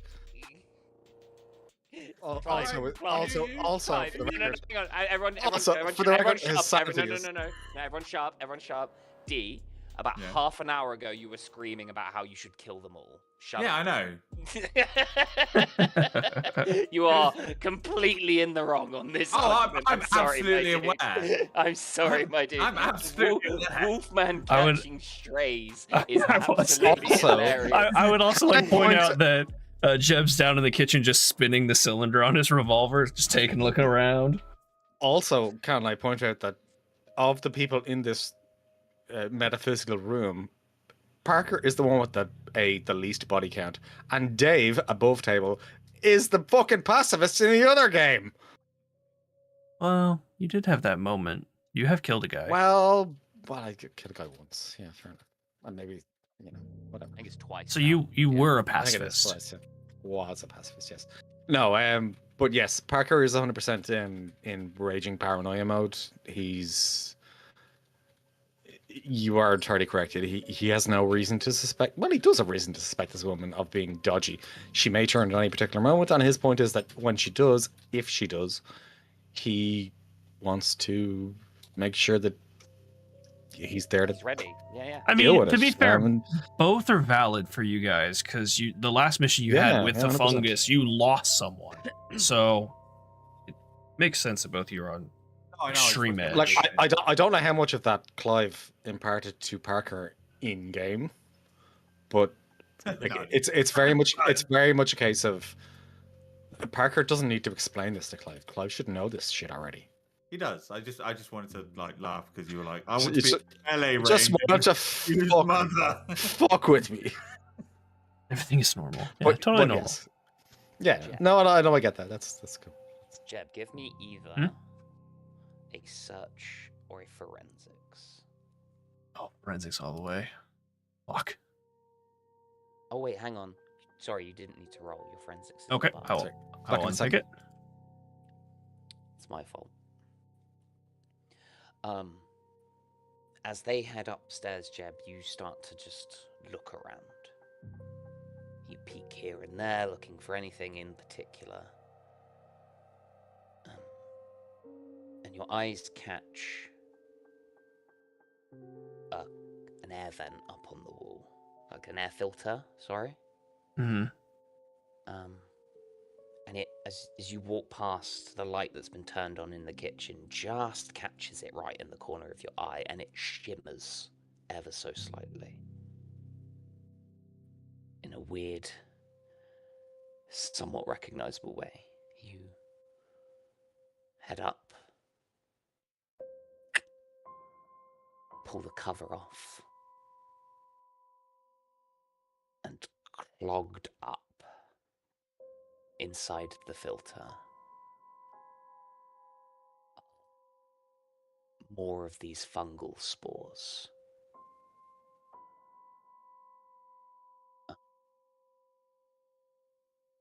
They shimmer and shift in hue in the light. Can I take the can of baking soda or whatever bicarbonate I have and sprinkle it on the fungus? Yeah. Yeah, you toss it on there, and it slowly starts to recede, visibly. Can I look past like where the vent was or where the filter was? Can I look past to see if there's more inside the vent?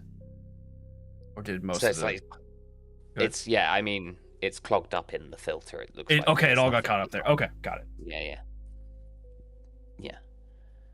We switch Do- over. Go on. One more question. Did it get clogged? Like, was the air flowing from the room into the vent or from the vent into the Out. room?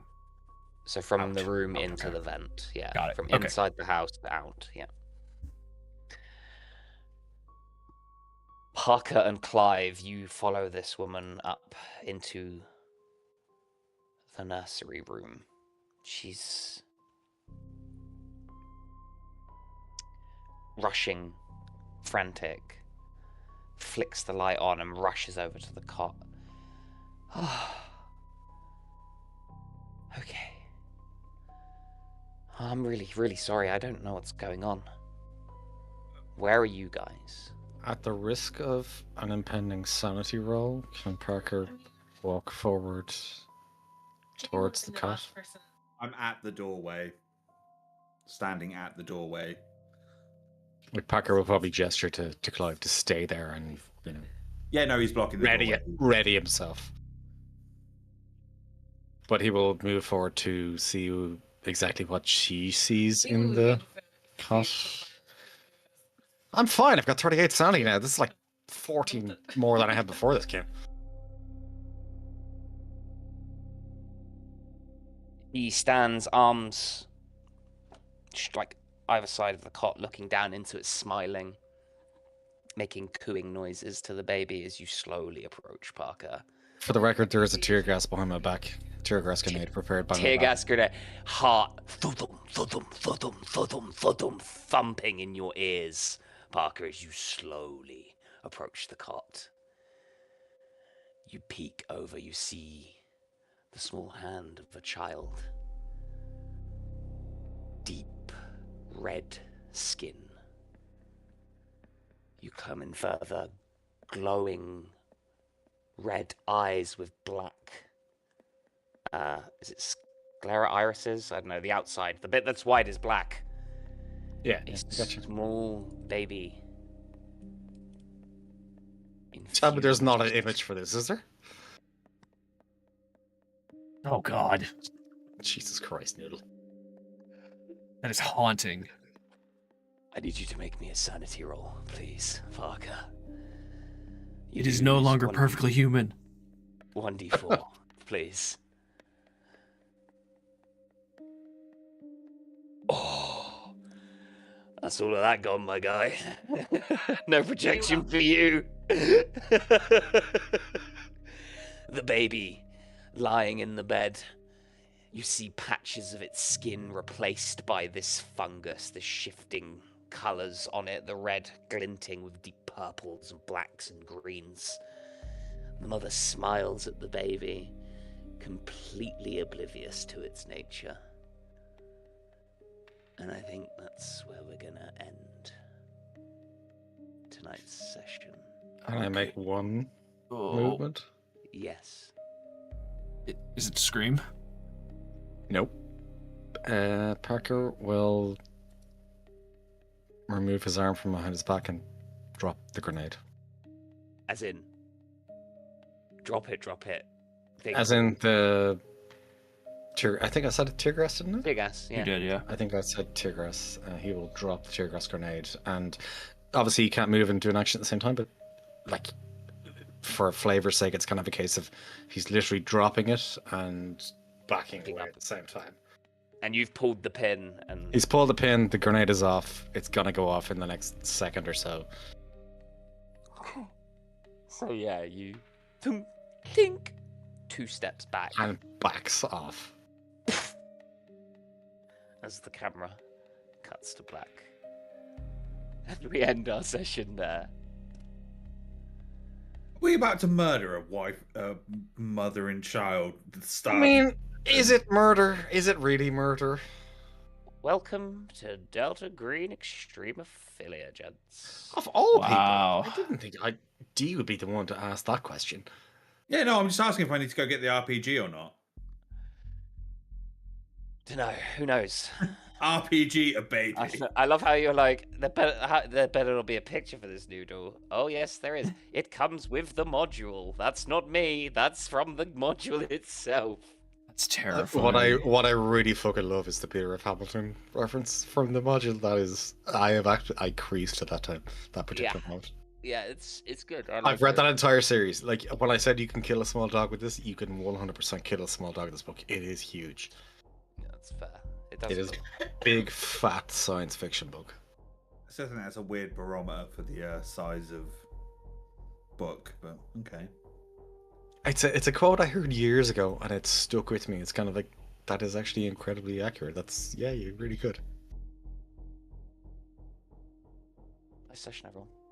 Good session. It's good Yeah, crack. this Thanks, is intense. I have to live with this moral quandary for the next week. No, you don't. You're gonna kill everyone. Fuck off. I mean, I am. I'm glad we didn't bring gonna Sarah make with it. us. I'm gonna make it look like I'm. Why am puzzled. I? Why? This is the weird part for me. Is why am I apparently not the voice of reason at this particular moment in time?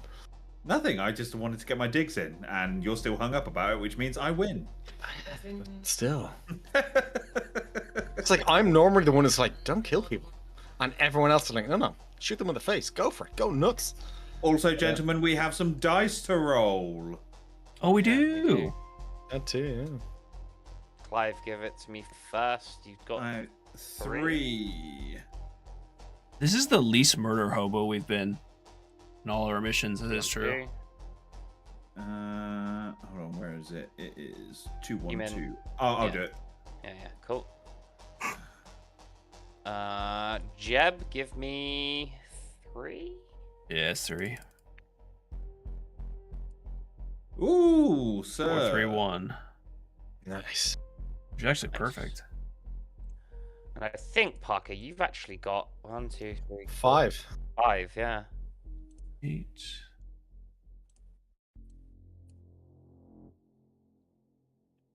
Nice. Holy shit, Parker. 55. 34, 24. 32, Yeah, it's gotten real. Hey, what's up, Hacker? How's it going, dude? 41 search now. Being that it started at 20, that's not Yeah, bad. he's doing very well there in fairness. I think the- 56. I think the coroner's the first guy we actually try to save instead of purge. Yeah. And then Yeah. Turning a new 22%. leaf. And the next session, we're gonna kill a mom and her baby. So you know. Well, Makes it, we're not going to. We're not necessarily going to. It's a stun grenade. You're right. We're gonna cleanse them. Good call. We're not going to necessarily kill the baby. We're definitely going to kill the mother. I mean, don't get me wrong, that she's dead already. We don't know that yet. She doesn't know it yet. We don't know it yet, but she is. If she hasn't popped, then she's clearly savable with the power of We can Volcanicus. possibly recruit Jimenez and then hand her over as the baby over as a test subject, which is totally worse than death, completely. but Oh, there you go. so we're gonna kill a mother in this. So it's child into experimentation. Yeah, pretty much. That's pretty much what I'm talking about. Somehow, me saying purge the city in fire is the more humane option. Jesus Christ, guys. Well, you've got a few things that you need to look into next session. What the caliber of weapon we're gonna use to blow this child away? I mean, yeah. That too? Yeah. do. There's a few things you need to look at. I have mentioned them a few times, but But we didn't register it at the time, so you know what. Nope. Well, we'll go back and review things, shall we? I have to. Well, I'm not going to, because I prefer to do it at the time. Out of curiosity, have any of you seen the recent version of The Running Man? No. Mm-mm. No. One film I do want to watch is The Long Walk. I want to watch it, but I also want to read the book first, so I'm deliberately avoiding it until I do. I know they changed it from the book. Because I have read. I'm going to go ahead and wrap up for today. Thank you guys hanging out. Appreciate it. This has gotten very, very intense, very dark. I mean, it sounds green, so it always does. So thank you guys for hanging out with me today. You were here this morning as well. Thank you. This match was so unbelievably good. We're definitely going to be doing another playthrough soon-ish. Soon-ish. Tomorrow. What is tomorrow? Tomorrow is more Duckov. Hopefully I see you guys there. As always, hope you guys have a wonderful rest of your day. Be wonderful rest of your day. Be sure to love each other, and I'll see you in the next one.